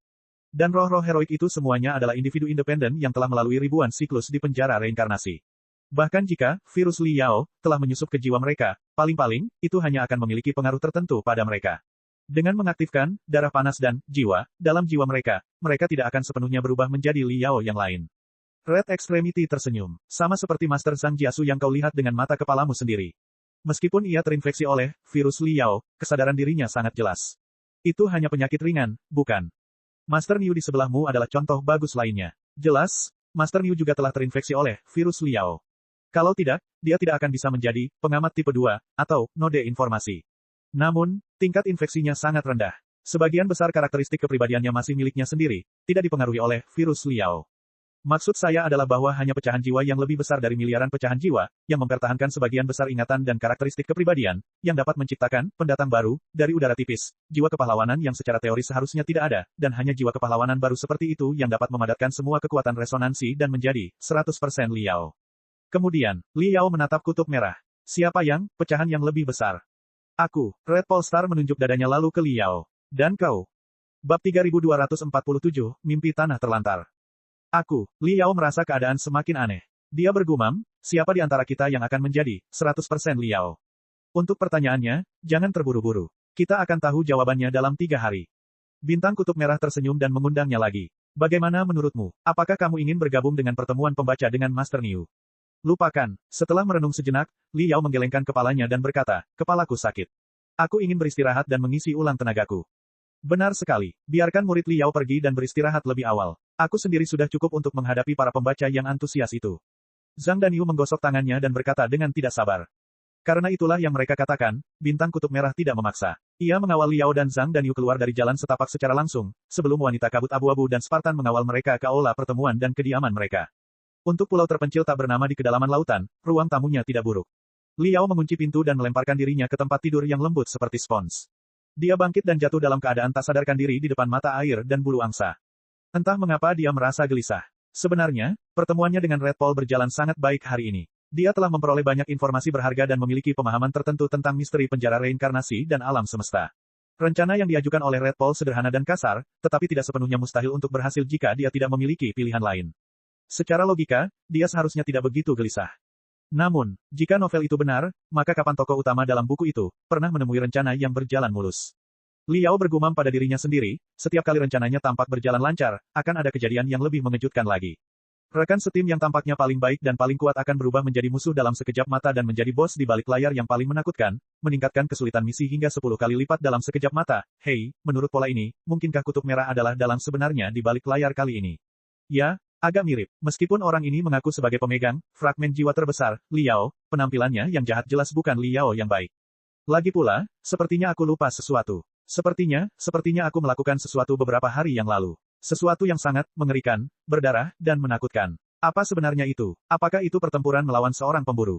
Tidak, itu 100 kali lebih brutal dari itu. Bagaimana mungkin aku melupakannya? Dada. Liao mendengar suara kelereng kaca jatuh dari langit-langit. Tiba-tiba dia melompat dari tempat tidur. Matanya melotot, lubang hidungnya melebar, dan dahinya basah oleh keringat dingin. Ini di bawah tanah. Di atas langit-langit di atas kepalanya, seharusnya ada puluhan juta ton batu dan beton. Di mana kelereng kaca itu? Apakah benar-benar ada suara, atau aku sakit mental? Sambil menarik napas dalam-dalam, Liao berjalan ke kamar mandi dan mengisi baskom dengan air dingin. Ia membenamkan kepalanya dalam-dalam ke dalam baskom, mencoba melupakan semua yang tidak dapat dijelaskan. Namun, ketika dia akhirnya tenang dan mengangkat kepalanya setelah 3 menit, dia terkejut dengan apa yang dilihatnya di cermin. Apa yang tampak di cermin bukanlah wajahnya, bahkan kepalanya pun tidak. Itu bola perak. Sebuah bola perak tumbuh dari lehernya dan menggantikan wajah dan kepalanya. Cermin berbentuk bola itu memantulkan cahaya aneh itu bola-balik dengan cermin itu berkali-kali. Cermin itu tidak memiliki fitur wajah apapun, tetapi cermin itu menunjukkan ekspresi aneh dan mengejek, seolah-olah versi dirinya yang lain sedang menertawakannya di cermin itu. Liao mundur 2 langkah. Ia hampir terpeleset dan jatuh ke tanah. Ia mengedipkan matanya dan menatap dirinya di cermin. Ia bahkan mengulurkan tangannya yang gemetar untuk menyentuh wajahnya. Bola perak itu langsung menghilang, dan ia kembali ke wujud aslinya. Namun, wajahnya yang kabur membuatnya semakin bingung. Kepalanya pusing, dan dia seperti sedang tidak sadarkan diri. Dia sama sekali tidak tahu apa yang sedang terjadi. Bel darurat tiba-tiba berbunyi di luar ruangan. Li Yao terkejut. Baru setelah dia menenangkan diri, dia menyadari bahwa telepon yang dikirim Red Paul kepada mereka berdering. Ponsel ini hanya dapat digunakan dalam jangkauan Pulau Ark. Ponsel ini bukan ponsel, melainkan sinyal yang kuat dan stabil, serta walkie-talkie yang dapat dilihat dari jarak jauh, anti-jamming, dan sangat jelas. Bahkan di bawah tanah pulau, ponsel ini sama sekali tidak terhalang. Namun, hanya sedikit orang yang mengetahui nomor ini. Red Paul, Lady Grey Mist, Spartan, dan tentu saja, Zhang Danyu. Siapa yang akan meneleponnya saat ini? Liao mengangkat teleponnya dan melihat bahwa itu adalah Zhang Danyu. Setelah panggilan tersambung, musik yang memekakkan telinga dan tawa segera terdengar dari pengeras suara. Wajah Zhang Danyu yang berminyak dan bersemangat muncul di layar. Dilihat dari celah antara wajahnya dan tepi layar, tampaklah ruangan pribadi sebuah gedung konser kota, yang dihias dengan warna-warna gemilang. Tampaknya ada beberapa pria dan wanita serta lengan dan kaki berkulit putih. Beberapa dari mereka menangis seperti hantu, beberapa tertawa aneh. Itu sama sekali tidak tampak seperti pertemuan pembaca. Zhang Danyu pasti banyak minum. Dia bersendawa dan matanya merah. Terlalu bersemangat. Ya ampun, pembaca terlalu bersemangat. Dia berbicara dengan tidak jelas. Li, siswa Liao, guru Niu tidak dapat bertahan lebih lama lagi. Mengapa Anda tidak ikut? Kita dapat membahas bersama tentang pengembangan lanjutan, serta proyek serius untuk merevitalisasi industri fiksi ilmiah negara kita. Liao mengerutkan kening dan menutup telepon tanpa mengatakan apapun. Apa-apaan? Dia bergumam pada dirinya sendiri, apa yang sedang dilakukan Red Paul? Pertanyaan itu ditakdirkan untuk tidak terjawab hari ini. Liao merasa kepalanya semakin sakit. Saat berbaring, kepalanya penuh dengan suara dengungan. Ia berjuang melawan suara-suara aneh itu untuk waktu yang lama. Baru setelah ia tertidur, ia menyadari apa sebenarnya suara-suara dengungan itu.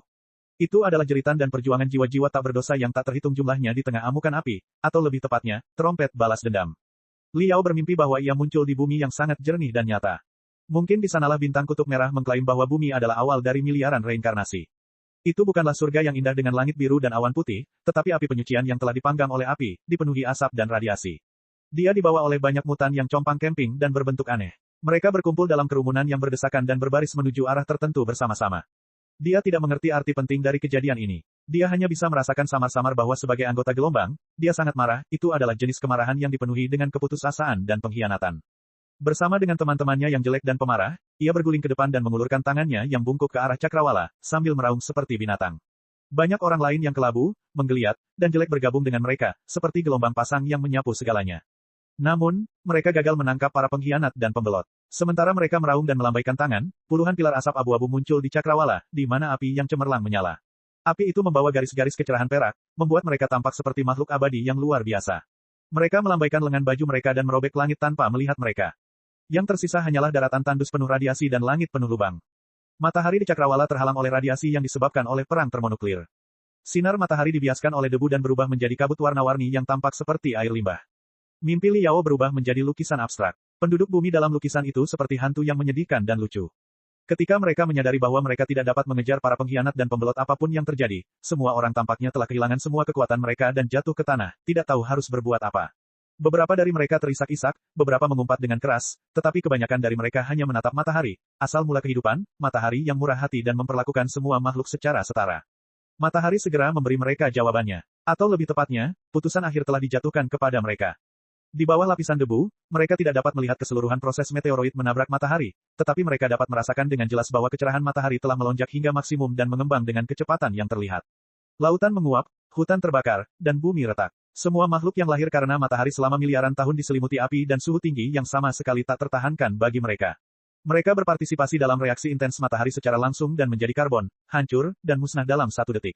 Termasuk semua penduduk bumi yang terdampar di tanah terlantar. Akan tetapi, impian Liao tidak berakhir dengan terbakarnya dan tersebarnya miliaran penduduk bumi. Saat tubuhnya hancur, ia memasuki kondisi yang lebih aneh dan seperti trans, seakan-akan ia berubah menjadi setetes air laut di lautan luas yang merupakan sebagian kecil hidrogen matahari, atau sel dalam tubuh suatu bentuk kehidupan super yang tak terlukiskan. Semua temannya sama seperti dirinya. Tanpa belenggu cangkang yang buruk rupa, mereka bisa saling mengenal lebih baik. Dengan bantuan plasma dan gelombang elektromagnetik, mereka mampu membangun struktur yang lebih halus dan elegan. Sulit untuk mengatakan apakah dia menyukainya atau membencinya. Meskipun dia belum terbiasa dengan keadaan hidupnya yang baru, itu 1000 kali lebih baik daripada mayat-mayat cacat dan jelek yang telah dikhianati dan ditinggalkan di tanah tandus. Kehidupan pada akhirnya akan menemukan jalannya sendiri. Untungnya, mereka telah menemukannya. Saat itu juga, Liao terbangun karena suara dengungan yang memekakkan telinga. Tidak diketahui apakah itu karena mimpinya terlalu aneh dan dipenuhi rasa takut, atau karena dengungannya terlalu menusuk telinga, tetapi dalam sekejap mata, detak jantungnya melonjak hingga batasnya. Dia bersandar di kepala tempat tidur dan muntah untuk waktu yang lama, tetapi dia masih basah oleh keringat dingin. Seluruh tulang punggungnya dingin, dan seluruh tubuhnya tidak memiliki kekuatan. Akan tetapi, dengungan yang tiada henti itu memberitahunya satu hal, sesuatu yang sama sekali mustahil. Serangan musuh. Bab 3248, Bumi menghancurkan. Ledakan. Sebelum Liao menyadari apa yang sedang terjadi, suara-suara memekakkan telinga bergema di sekelilingnya. Itu bukan pemboman dan ledakan biasa, tetapi tanda bahwa gunung-gunung bawah laut sedang terkoyak dan magma akan segera meletus. Kemudian, Liao melihat pemandangan aneh. Ruangan itu kering dan stabil, tetapi saat ini ruangan itu seperti terendam air. Riak-riak air yang terlihat menyebar. Ketika riak-riak air itu menyapu tempat tidur, kamar mandi, dan tubuhnya, semuanya menjadi kabur dan terpelintir, menghasilkan kerutan yang tak berujung. Rasa mualnya bertambah parah. Mengambil napas dalam-dalam untuk menenangkan dirinya, Liao terhuyung ke pintu dan membukanya. Koridor di luar juga terpelintir menjadi bentuk adonan goreng oleh ombak. Banyak orang yang terbangun berlarian dengan panik. Untuk sesaat, Liao menduga bahwa semua orang akan tergencet oleh koridor yang terpelintir itu. Namun, pada saat berikutnya, setelah ombak berlalu, ruang itu kembali stabil, dan semuanya kembali normal. Liao, Sparda muncul entah dari mana dan memberi isyarat kepada Liao untuk ikut bersamanya. Serangan musuh. Hanya Tuhan yang tahu bagaimana sektor asal surga mendapatkan koordinat Pulau Bahtera. Banyak tahanan yang membombardir area di luar. Lapisan pertahanan yang menjaga kerutan ruang kita akan runtuh. Dalam waktu setengah jam, kerutan itu pasti akan hancur. Saat itu, kerutan itu akan hilang, dan Pulau Bahtera akan terekspos ke dunia luar. Tidak ada yang tahu seberapa serius distorsi itu. Tidak aman untuk tinggal di kedalaman pulau. Ikutlah denganku dan lawan penjaga penjara sektor asal surga. Liao diseret ke puncak pulau oleh Sparda sebelum dia menyadari apa yang sedang terjadi. Apa yang terjadi di sini lebih mengejutkannya. Lautan dan langit di sekitar pulau Ark tenang seperti sebelumnya, seolah-olah ada langit biru dan awan putih. Namun, di langit puluhan mil laut jauhnya, garis-garis emas yang saling terkait muncul, yang membagi langit dan lautan menjadi modul pertahanan heksagonal. Saat ini, semua modul pertahanan bergetar hebat dan memancarkan kecemerlangan yang menyilaukan. Langit bagaikan mangkuk yang tembus cahaya dan tak dapat dihancurkan, dan saat ini, mangkuk itu telah mencapai batas kelelahan karena hantaman hebat dari kekuatan luar. Mangkuk itu tidak dapat bertahan lebih lama lagi dan mulai retak. Ledakan, ledakan, ledakan, ledakan, ledakan, ledakan. Gempa yang terjadi di setiap modul pertahanan heksagonal di langit disertai dengan suara yang memekakkan telinga. Kali ini, gempa itu akan menjadi gempa bumi sungguhan. Hellbreaker yang tak terhitung jumlahnya berlari ke puncak pulau seperti Liao dan Sparda. Sementara itu, bentuk pulau Ark berangsur-angsur berubah di tengah suara-suara yang memekakkan telinga. Banyak batu yang melepaskan kamuflasenya dan berubah menjadi menara-menara yang mengerikan. Senjata-senjata yang jauh lebih canggih daripada yang ada di awal abad ke-21 di bumi meluncur keluar dari gudang di sepanjang rel. Laras dan rel hitam yang berkilauan dengan busur listrik diarahkan ke permukaan laut. Banyak senjata super pribadi yang mirip dengan pedang cahaya dan senjata plasma dibagikan kepada semua Hellbreaker. Pulau itu benar-benar berubah menjadi kapal perang super yang sangat kuat. Meski begitu, saat menghadapi malapetaka alam semesta, para Hellbreaker tak kuasa menahan kepanikan dan ketakutan yang amat dalam di lubuk hati mereka. Kok bisa? Mereka saling memandang dengan bingung. Bagaimana musuh bisa menemukan tempat ini secepat itu? Setelah bereinkarnasi berkali-kali, mereka telah lama memahami bahwa kematian bukanlah akhir. Namun, sebelum pekerjaan persiapan selesai, musuh telah menghancurkan sarang mereka dan menggagalkan rencana mereka. Mereka dikurung dalam kandang terkutuk itu selamanya, dikendalikan, diganggu, dieksploitasi, dan dipanen. Itu adalah nasib yang 10.000 kali lebih buruk daripada kematian. Mungkin pesawat antariksa kita sedang diikuti. Sparda berkata dengan sungguh-sungguh dan meludah ke tanah. Tidak masuk akal. Kami memeriksa semua kabin dan komponen di kapal setiap hari, bahkan sekrupnya, untuk memastikan tidak ada pelacak yang dapat lolos dari pemindaian kami. Semua anggota kru telah membuktikan kesetiaan mereka dalam ujian hipnosis mendalam atau bahkan ingatan kehidupan mereka sebelumnya. Tidak mungkin mereka dapat diikuti. Apa yang salah sebenarnya? Sialan. Setelah mengumpat beberapa saat, wajahnya tiba-tiba menjadi pucat. Dia memegang karang di sebelahnya dan muntah. Banyak orang yang sama dengannya, termasuk Liao. Sparda memberitahu Liao bahwa itu adalah reaksi normal dari gempa luar angkasa. Saat ini, mereka sedang dalam perjalanan luar angkasa, singkat di mana mereka akan kembali ke ruang angkasa normal dari lipatan ruang angkasa. Semakin mereka merasa jijik, semakin lemah struktur lipatan ruang angkasa itu, yang menunjukkan bahwa mereka akan segera runtuh. Bahkan binatang buas yang dilihat Liao saat ia tiba di bintang keberuntungan, ikan putih raksasa yang tembus pandang seperti batu giok dengan sirip berwarna-warni, ubur-ubur glamor yang tampak seperti peri yang menari, dan ratusan binatang buas yang aneh, semuanya merasakan gelombang angkasa dan membanjiri permukaan laut dari dasar laut. Beberapa dari mereka bahkan melompat tinggi ke udara dan berteriak, Jiang Ang! Jiang Ang! Jiang Ang! Suara-suara memekakkan telinga itu berlangsung selama 10 menit. Dunia di depan mata semua orang terkadang stabil dan terkadang terpelintir. Riak-riak yang terlihat bahkan muncul di lautan yang tak terbatas. Kemudian, suara-suara dan gempa tiba-tiba berhenti. Walaupun serangan itu berakhir, tak seorang pun mampu menelan kembali jantungnya ke dalam perutnya, karena setelah beberapa saat hening, mereka mendengar serangkaian suara mencicit. Sulit untuk menggambarkan suara seperti apa itu. Seperti seseorang yang terkunci dalam rumah besi yang tertutup rapat, lalu dipadatkan dan dikekang oleh kekuatan yang lebih kuat. Atau lebih tepatnya, Hellbreakers seperti sekelompok prajurit kapal selam yang menemukan bahwa kapal selam yang mereka tumpangi telah rusak parah akibat ranjau musuh. Tidak hanya cangkangnya yang berlubang, kapal itu juga kehilangan daya dorong dan daya apungnya dan tenggelam ke jurang tekanan yang meningkat. Badai sedang terjadi. Saat ini, setiap inci ruang berada di ambang kehancuran. Akhirnya, Liao adalah orang pertama yang menyadari bahwa modul pertahanan heksagonal telah runtuh dan menghilang di langit yang jauh. Jika dia tidak melihatnya dengan mata kepalanya sendiri, dia tidak akan pernah percaya apa yang dilihatnya. Sebuah lubang heksagonal tiba-tiba muncul di langit biru, sementara awan gelap bergulung-gulung di langit di luar lubang. Guntur bergemuruh, dan badai mengalir masuk melalui lubang seperti air terjun, membentuk pilar air hitam. Ah! Semua Hellbreaker berseru. Dalam sekejap mata, retakan itu menyebar dengan kecepatan yang terlihat oleh mata telanjang. Semakin banyak lubang heksagonal muncul di langit biru, dan awan gelap, guntur, dan badai menggerogoti beberapa langit biru dan awan putih seperti binatang buas raksasa yang ganas. Tidak butuh waktu lama sebelum seluruh langit ditelan oleh kegelapan. Petir dan hujan deras berubah menjadi warna utama langit dan bumi. Wajah-wajah yang marah bahkan terkondensasi dalam awan gelap, menghadap ke pulau terpencil dan para pelanggar penjara di atasnya. Di tengah badai yang mengamuk, armada yang tak kenal takut dan gila sedang mendekati Pulau Bahtera dengan kecepatan tinggi. Armada itu terdiri dari berbagai jenis kapal yang compang camping. Ada kapal seberat 10.000 ton, kapal penangkap ikan laut yang tidak mencolok, dan bahkan beberapa kapal perang. Dilihat dari bendera dan nomor pesawatnya, mereka sebagian besar berasal dari negara-negara dekat Asia Tenggara. Mereka telah dipanggil oleh kekuatan aneh namun kuat dan berbaris menuju Pulau Ark tanpa henti. Itulah sebabnya mereka mampu menyerang tempat itu sejak awal. Kapal tanker, kapal penangkap ikan, dan kapal perang lainnya bukanlah masalah besar. Lagi pula, menurut perkembangan reinkarnasi, negara-negara di Asia Tenggara dan Pasifik Selatan tidak memiliki angkatan laut yang kuat. Namun, binatang besi di ujung garis itu semegah gunung dan seganas dewa. Itu adalah mesin perang terbesar yang dapat dibangun manusia di era ini, sebuah kapal induk. Tidak, itu bukan sekadar kapal induk. Dilihat dari kecemerlangan baja di tengah gelombang pasang, itu adalah armada kapal induk yang bersenjata lengkap. Mungkin itu telah dihancurkan oleh kiamat, bukan, kehendak bumi, selama latihan tembak langsung atau misi penyelamatan. Musuh akan bertarung sampai mati. Liao tidak ragu bahwa keinginan bumi memiliki kemampuan untuk mengganggu gelombang otak manusia, mengendalikan pikiran mereka untuk sementara, dan mengendalikan kelompok kapal induk serta lebih dari 10.000 ton kapal dan kapal perang dengan cara jahat tertentu. Sekali lagi, ini adalah pertanyaan tentang berapa banyak sumber daya yang harus diinvestasikan dan harga yang harus dibayar. Jika keinginan bumi bersedia membayar harga berapapun, secara alami ia akan mampu mencapai semua yang ada di depannya, tetapi melakukan hal itu tentu akan menjadi beban serius atau bahkan pukulan baginya, yang tidak kondusif bagi perang di alam semesta yang luas. Oleh karena itu, kehendak bumi sangat yakin bahwa ia akan menghancurkan Yayasan Bahtera dalam waktu sesingkat-singkatnya dan dengan biaya seminimal mungkin. Virus yang merayap ke dalam, jantung, otak, dan mesinnya, akan musnah sepenuhnya. Kemudian, ia akan berbalik dan menghadapi musuh-musuh di medan perang alam semesta dengan tenang.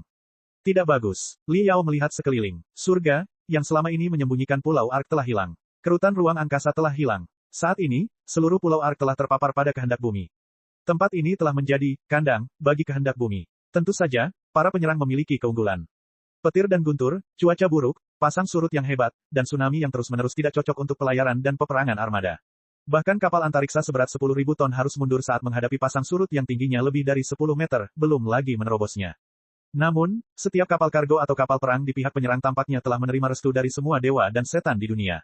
Diselimuti oleh medan gaya misterius, mereka bergerak di antara gelombang pasang yang ganas seolah-olah mereka berada di tanah dan bahkan melaju dengan kecepatan maksimum dengan bantuan gelombang pasang. Bab 3249, Mata Putih Perak. Ledakan, ledakan, ledakan, ledakan, ledakan. Li Yao melihat gumpalan asap putih mengepul dari depan deretan kapal perang di tengah ombak. Sektor asal surga telah melepaskan tembakan. Meskipun hampir semua kapal perang yang berada di bawah komando musuh adalah kapal perusak dan fregat tahun 1960-an dan 1970-an kecuali kelompok kapal induk di akhir perang, suara kolektif ribuan meriam tetap tidak bisa diremehkan. Berbeda dengan film-film di mana satu meriam hanya akan meninggalkan lubang lumpur.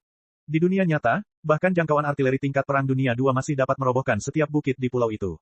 Pada saat itu, waktu seakan membeku. Udara seakan berubah menjadi sesuatu yang tebal dan berat. Lintasan setiap bola meriam terlihat jelas di udara.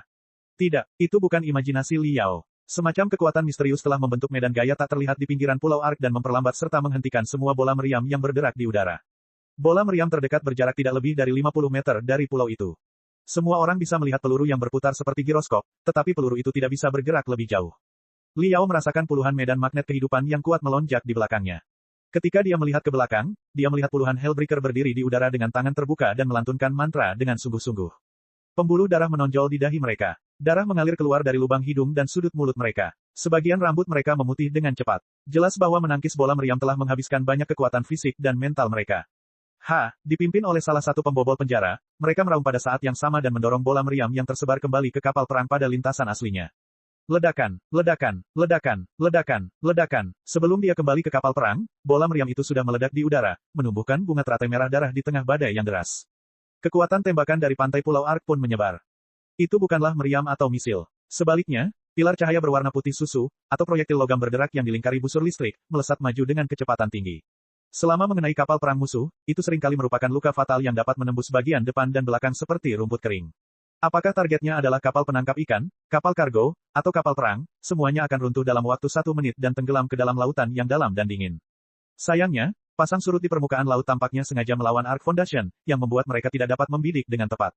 Akibatnya, menara mereka terekspos, dan mereka diserang satu demi satu. Meskipun ada banyak jailbreaker di Pulau Ark, tidak semuanya memiliki kemampuan untuk memanipulasi objek dari jarak jauh dan memutar medan gaya. Bahkan sensor dalam yang telah membangkitkan ingatan hampir 10 reinkarnasi hanya mampu mengganggu arah 3 hingga 5 bola meriam. Ketika lebih banyak bola meriam mendekat, mereka sering memuntahkan darah dan jatuh ke tanah dengan wajah pucat. Bahkan jika mereka dapat mengganggu titik pendaratan bola meriam, mereka tidak akan dapat keluar dari jangkauan Pulau Ark, apalagi kembali ke jalan yang mereka lalui. Segera, bola api yang membakar muncul satu demi satu di pantai Pulau Ark, dan daya tembak serangan balik menjadi jarang. Terdengar suara lalat berkerumun di permukaan laut. Berbaring di tengah terumbu karang, Li Yao menyipitkan matanya dan mengamati dengan saksama, hanya untuk menemukan bahwa penjaga penjara yang tak terhitung jumlahnya dengan pakaian terbang dan jetpack sedang menerjang Pulau Bahtera.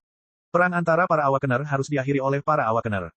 Menyadari musuh semakin mendekat, para Hellbreaker di belakangnya pun meraungkan teriakan terakhir mereka. Untuk umat manusia, untuk kebebasan. Lebih baik aku tidak bereinkarnasi daripada menjalani kehidupan yang hina.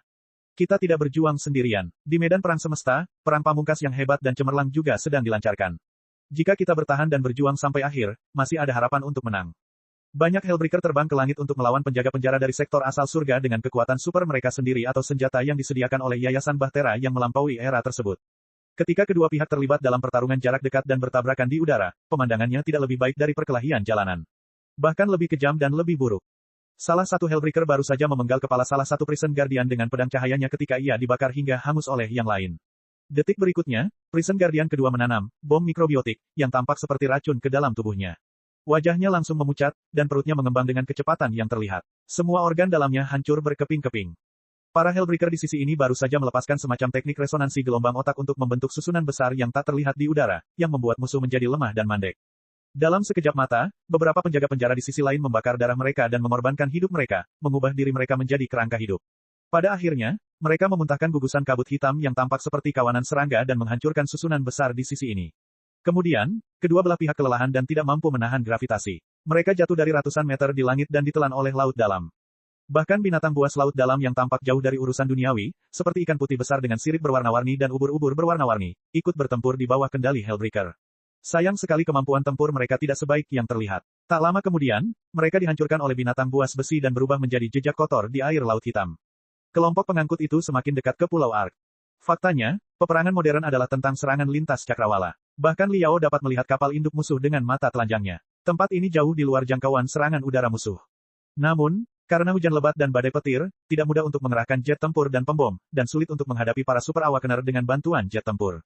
Oleh karena itu, musuh masih terus maju tanpa tergesa-gesa hingga mereka mencapai pantai Pulau Ark. Liao, Liao, tiba-tiba dia mendengar seseorang memanggilnya dari belakang. Itu adalah Lady Grey Mist. Wajah wanita kabut abu-abu itu lebih pucat daripada saat dia bertemu dengan si pemburu tempo hari. Dia meraih pergelangan tangan Liao dan berkata, apa yang kamu tunggu? Kutub Merah ingin kamu segera pergi ke sana. Situasinya telah berubah. Dia harus mengaktifkan sistem pembesaran gelombang otak super terlebih dahulu. Dia ingin kamu membentuk bagian inti teka-teki bersamanya. Liao tertegun sejenak. Ia melihat antena-antena super besar di sekeliling pulau itu. Sektor asal surga rupanya juga menemukan keanehan antena tersebut. Banyak serangan yang ditujukan pada antena tersebut. Meskipun Hellbreaker membela mereka dengan nyawa mereka, dua menara antena masih terkena bola meriam. Mereka meleleh dan miring dalam kobaran api, berubah menjadi tumpukan besi dan tembaga yang terbuang. Itu masuk akal. Meskipun terburu-buru, tidak akan ada kesempatan kedua jika tidak diaktifkan sekarang. Saya akan melakukannya. Ada cahaya terang di mata Liao yang bahkan tidak disadarinya. Dia melompat keluar dari karang dan bergegas ke ruang komando bawah tanah. Saat ini, ruang komando bawah tanah berantakan. Karena lipatan ruang telah diratakan, bagian dalam pulau tampak telah terpelintir secara serius. Jalan setapak yang awalnya lurus berubah menjadi labirin yang berkelok-kelok. Liao berjongkok dan merangkak melalui celah-celah dalam kegelapan. Tidak mudah baginya untuk mencapai ruang komando yang penuh dengan layar kemarin. Untungnya, sirkuit optik dan sinyal nirkabel di sini sangat stabil. Berbagai gambar masih berkedip di sebagian besar layar, termasuk situasi medan perang secara langsung di setiap sudut pulau Ark dan laut di dekatnya, serta bencana alam yang terjadi di seluruh dunia, serta serangkaian data dan pernyataan. Dengan beberapa pandangan sekilas, Liao menemukan bahwa situasi di berbagai belahan dunia cukup buruk. Hanya dalam beberapa hari, bencana alam di mana-mana, termasuk tetapi tidak terbatas pada gempa bumi, badai, banjir, hujan es, dan letusan gunung berapi, telah menjadi beberapa kali lebih serius. Daerah pemukiman tradisional manusia yang tak terhitung jumlahnya telah diratakan dengan tanah oleh magma, daerah pesisir yang dikembangkan secara ekonomi yang tak terhitung jumlahnya telah berubah menjadi desa-desa air, dan kota-kota besar yang tak terhitung jumlahnya dengan puluhan juta orang telah runtuh seperti balok-balok bangunan anak-anak dalam gempa bumi super yang belum pernah terjadi sebelumnya. Itu adalah bencana peradaban, bencana abadi. Menyaksikan kota-kota megah runtuh di layar, desa-desa indah tertutup abu vulkanik, dan pabrik-pabrik serta lahan pertanian ditelan banjir, hati dan kepalan tangan Liao menciut seminimal mungkin. Saya tidak punya waktu. Bintang kutub merah tampaknya telah mengalami pukulan berat. Suaranya 10 tahun lebih tua dari sebelumnya. Dia mengoperasikan panel kontrol dengan gila-gilaan, seolah-olah dia sedang mempersiapkan sistem pembesaran gelombang otak super. Mendengar langkah kaki Liao, dia berkata kepada Liao tanpa menoleh ke belakang, kita tidak punya pilihan kedua bahkan jika kita hanya dapat mengaktifkan 30% dari fungsinya. Kamu harus membantuku. Dipahami. Liao bertanya, apa yang bisa saya bantu? Namun dia cukup bingung. Di mana Zhang dan Yu? Apakah dia terlalu mabuk untuk bangun? Orang ini benar-benar pembuat onar. Ia melirik ke sana kemari di antara ratusan layar. Tiba-tiba, matanya membeku. Dia melihat armada sektor asal surga di lusinan layar. Saat itu, di atas hampir semua kapal, termasuk kelompok kapal induk, sebuah balon perak raksasa bangkit dan melayang ke langit meskipun ada angin, hujan, guntur, dan api. Setiap balon harus berdiameter lebih dari 5 meter. Balon-balon itu adalah balon cuaca untuk penjelajahan di dataran tinggi atau balon pertahanan udara untuk mencegat pesawat musuh. Oleh karena itu, balon-balon itu sangat kokoh. Meskipun petir menyambar-nyambar di sekitar mereka, hal itu tidak dapat menghentikan mereka untuk terbang semakin tinggi. Ratusan balon putih perak mengambang di antara awan gelap dan guntur, menatap Liao melalui layar seperti ratusan mata perak. Napas Liao tiba-tiba terhenti, dan detak jantungnya menjadi sangat lemah. Tinjunya, yang telah terkepal karena marah atas kehancuran bumi, perlahan-lahan mengendur. 10 jarinya berkedut tanpa sadar, tetapi pupilnya sedikit membesar dan kehilangan kecemerlangannya sebelumnya. 2 bintik perak seukuran jarum muncul di kedalaman matanya yang sedalam lubang hitam. Bab 3250, Proyeksi Tuhan. Wajah Liao tiba-tiba berubah sangat misterius. Cahaya keperakan di kedalaman matanya tampak hidup dan membentang membentuk benang-benang perak berkelok-kelok ke bola matanya, dan bahkan seluruh wajahnya. Benang-benang perak itu memotong wajahnya menjadi hampir 100 bagian, yang masing-masing bergetar tak terkendali dan membentuk ekspresi yang tak terlukiskan. Seolah-olah dia telah dikendalikan oleh suatu kekuatan tertentu dan terperangkap dalam mimpi tanpa dasar. Atau mungkin dia terbangun dari mimpi panjangnya dan baru menampakkan wajah aslinya saat ini. Seluruh proses berlangsung sekitar setengah detik. Dalam waktu setengah detik, setiap sel dalam tubuhnya, dan bahkan setiap helai jiwanya di kedalaman otaknya, telah dibaptis oleh badai perak dan berubah hingga tak dapat dikenali lagi. Setengah detik kemudian, Liao tersenyum dan melambaikan tangannya dengan santai. Bam! Pintu tebal itu, yang merupakan satu-satunya pintu masuk antara ruang komando dan dunia luar dan hampir seukuran brankas bank, ditutup tanpa alasan. Roda gigi dan bantalan berputar aneh dan terkunci dengan suara memekakkan telinga. Anda, bintang kutub merah tampaknya menyadari ada yang tidak beres. Ketika ia berbalik, ia berhadapan dengan serangan Liao. Ketika benang perak di kedalaman matanya mengalir ke lengan kanannya, seluruh lengan kanan, Liao, diselimuti oleh cahaya keperakan, seolah-olah telah berubah dari atom menjadi logam cair yang dapat berubah kapan saja.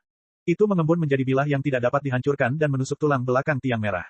Red Polestar sangat terkejut. Dia tidak melihat Liao mengucapkan mantra apapun, tetapi serangkaian tetes darah pecah tiba-tiba muncul di depannya.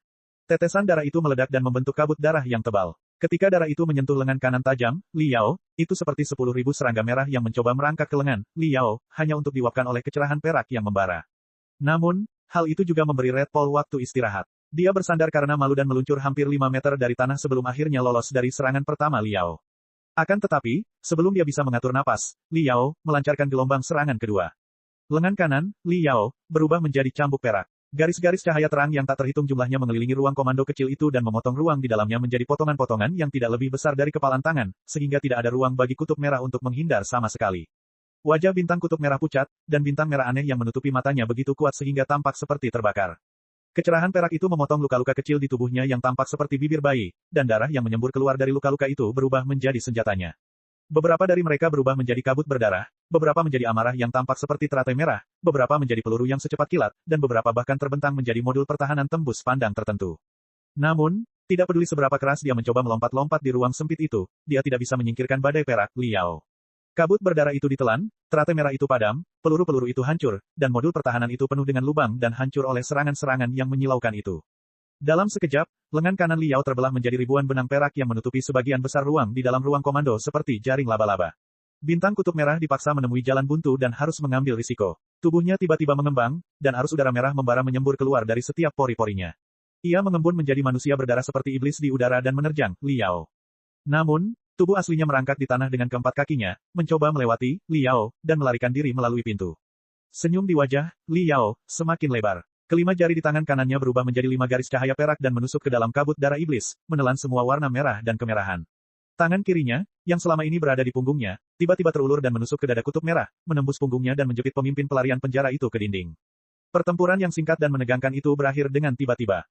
Mata bintang kutub merah terbuka lebar. Matanya tertutup kabut darah yang bergelombang, seolah-olah tidak percaya apa yang telah terjadi pada Liao sama sekali. Retak, retak, retak, suara aneh keluar dari tenggorokannya. Gelembung-gelembung merah muda kecil muncul dari lubang hidung dan sudut mulutnya, yang menunjukkan bahwa paru-paru dan bahkan jantungnya telah rusak parah. Dia berjuang di dinding dan mencoba menamparkan lengan Liao, tetapi tidak berhasil. Liao menatap kutub merah tanpa ekspresi. Lebih banyak benang perak yang tampak seperti jaring laba-laba dilepaskan dari tangan kanannya dan menembus setiap komputer super di ruang komando. Beberapa benang perak bahkan merayap di dinding dan langit-langit menuju kutub merah seperti ular berbisa. Mata bintang kutub merah hampir terbelah. Dia memutar kepalanya dan meronta, tetapi dia sama sekali tidak bisa melepaskan diri dari kendali Liao. Lengan kiri Liao tidak hanya menembus dadanya, benang perak yang menyebar dari lengannya juga telah menyerang organ dalamnya melalui pembuluh darah dan sarafnya. Keduanya saling terkait dan tidak dapat dipisahkan sama sekali. Hei, beberapa benang perak yang tampak seperti cacing merayap ke otaknya melalui sudut mata, telinga, lubang hidung, dan mulutnya. Ah, Liao, segera merasakan raungan menyakitkan dan penyesalan dari kedalaman jiwa Red Paul. Siapa kamu? Kamu bukan Liao. Kamu sebenarnya apa? Adapun aku, Liao, memiringkan kepalanya dan berpikir lama. Ketika benang perak yang saling terhubung menyebar dan akhirnya berubah menjadi gelombang perak yang menutupi semua layar dan superkomputer dan bahkan melonjak menuju kutub merah, dia tersenyum lagi dan mengirimkan pesan yang rumit ke kedalaman jiwa kutub merah. Tentu saja, aku adalah Liao, tetapi aku jauh lebih dari sekadar Liao. Kamu telah mengembara dalam pikiranku begitu lama dan mengalami begitu banyak siklus, pelarian, dan penyusupan. Apakah kamu masih tidak tahu keberadaan seperti apa yang berdiri di depanmu? Kamu, Red Polestar tercengang. Keputusasaan dan ketidakpercayaan berdesir dalam jiwanya. Kamu adalah kehendak bumi. Bagi makhluk seperti diriku, nama tidak berarti apa-apa. Aku punya wajah dan nama yang tak terhitung jumlahnya di alam semesta dan dunia kecil yang tak terhitung jumlahnya. Kehendak bumi, hanyalah salah satu dari wajahku yang tak terhitung jumlahnya. Liao berkata dengan tenang, kau bisa menganggapku sebagai hantu yang tersisa dari kehancuran bumi kuno tertentu di masa lampau. Kau juga bisa menganggapku sebagai produk dari miliaran bentuk kehidupan cerdas yang melepaskan gelombang otak yang kuat di bawah rasa sakit dan amarah yang tak berujung, beresonansi dengan badai bintang. Namun, itu hanyalah bentuk awalku. Dalam jutaan tahun berikutnya, aku menjelajahi seluruh alam semesta yang dapat dicapai dengan kecepatan cahaya. Aku menjumpai pemandangan aneh yang tak terhitung jumlahnya dan peradaban aneh. Aku mengalami evolusi yang tak terhitung jumlahnya yang sama sekali tidak terbayangkan bagimu. Aku memahami kekuatan tertinggi alam semesta ini. Aku bahkan memahami hukum alam semesta tiga dimensi. Sampai batas tertentu, aku melampaui ilusi alam semesta tiga dimensi dan terus melangkah menuju kebenaran alam semesta empat dimensi. Kau sangat beruntung. Saat ini, aku belum berevolusi menjadi bentuk kehidupan empat dimensi yang sebenarnya. Saat ini aku sedang dalam proses dari bentuk kehidupan bersel tunggal menjadi bentuk kehidupan bersel banyak. Seekor ikan merangkak ke daratan. Jadi, ketika aku memproyeksikan 1/10.000 kekuatan dan kemauanku ke bumi, aku dapat berubah menjadi Liao, dan aku masih bisa berkomunikasi denganmu. Jika aku melangkah lebih jauh di jalan menembus alam semesta melampaui reinkarnasi, kau dan aku tidak akan bisa berkomunikasi, dan kita tidak akan bisa saling memahami. Ternyata, batuk. Ternyata, Anda telah menemukan pecahan jiwa terbesar dan terpenting dari Liao, dan merusak serta mengendalikannya dalam reinkarnasi sebelumnya atau sebelumnya. Bintang kutub merah tersenyum pahit. Sekarang aku mengerti. Kau sudah tahu rencana kita sejak lama. Kita sudah bekerja keras untuk kelahiran kembali Liao. Kau bahkan sudah tahu tentang Zhang dan Yudan, 40.000 tahun kultivasi, sejak lama. Namun, kau merahasiakannya dan menganggap Zhang dan Yudan, 40.000 tahun kultivasi, sebagai jebakan fatal yang kita gali sendiri. Untuk menghindari ketahuan oleh kami, kamu tidak perlu melakukan apapun. Yang perlu kamu lakukan hanyalah menempelkan proyeksimu ke fragmen jiwa Liao, yang terbesar dan terpenting. Tetapkan kondisi pemicu tertentu dan biarkan alam berjalan sebagaimana mestinya. Biarkan, mahasiswa Liao, yang bodoh itu bersentuhan dengan 40.000 tahun kultivasi, sendiri. Biarkan dia terbangun sendiri. Biarkan dia mengalami serangkaian petualangan yang menggetarkan jiwa dan tidak masuk akal. Pada akhirnya, biarkan dia datang ke Pulau Bahtera bersama Zhang dan Yu. Biarkan dia datang kepadaku dan menjadi obat sasaran untuk serangan tepat pada saat yang paling penting. Sektor asal surga tidak menangkap Zhang dan Yu karena mereka lambat bereaksi. Itu karena Anda mengatur agar mereka setengah langkah lebih lambat. Dari awal hingga akhir, Anda tidak ingin para pemburu menangkap Zhang dan Yu. Sebaliknya, Anda ingin para pemburu dikalahkan oleh mahasiswa Liao. Anda ingin, mahasiswa Liao, mengawal Zhang dan Yu dengan selamat ke Pulau Bahtera dan juga memasuki garis pandang saya sehingga saya akan menemukan keunikannya. Hehe, itu benar-benar taktik yang hebat. Ya, bahkan jika aku dapat menyiapkan penyaringan dan pemeriksaan yang paling ketat sehingga semua orang yang masuk dan keluar dari Pulau Ark akan sepenuhnya mengungkap rahasia di hati mereka, jika mereka bahkan tidak tahu apapun tentang misi, bagaimana mereka bisa mengungkapkan kekurangannya. Bahkan, mahasiswa Liao, tidak tahu bahwa dia adalah target obat yang paling mematikan. Penampilannya secara alami sempurna. Aku tidak mengerti. Kapan kau mengunci dan merusak bagian terbesar dari fragmen jiwa Liao? Traveler Meng dengan jelas membimbing mahasiswa Liao untuk kembali ke masa lalu ke reinkarnasi yang tak terhitung jumlahnya. Jika kau menyusup ke sana selama waktu itu, kau pasti akan meninggalkan beberapa jejak. Kenapa tidak? Itu tidak mungkin. Cek. Rakan-rakan kultivator sekalian, sebelum retret, sila terus berkultivasi untuk jurus subscribe, like, share dan komentar agar sekte novel Zadim terus berkembang pesat.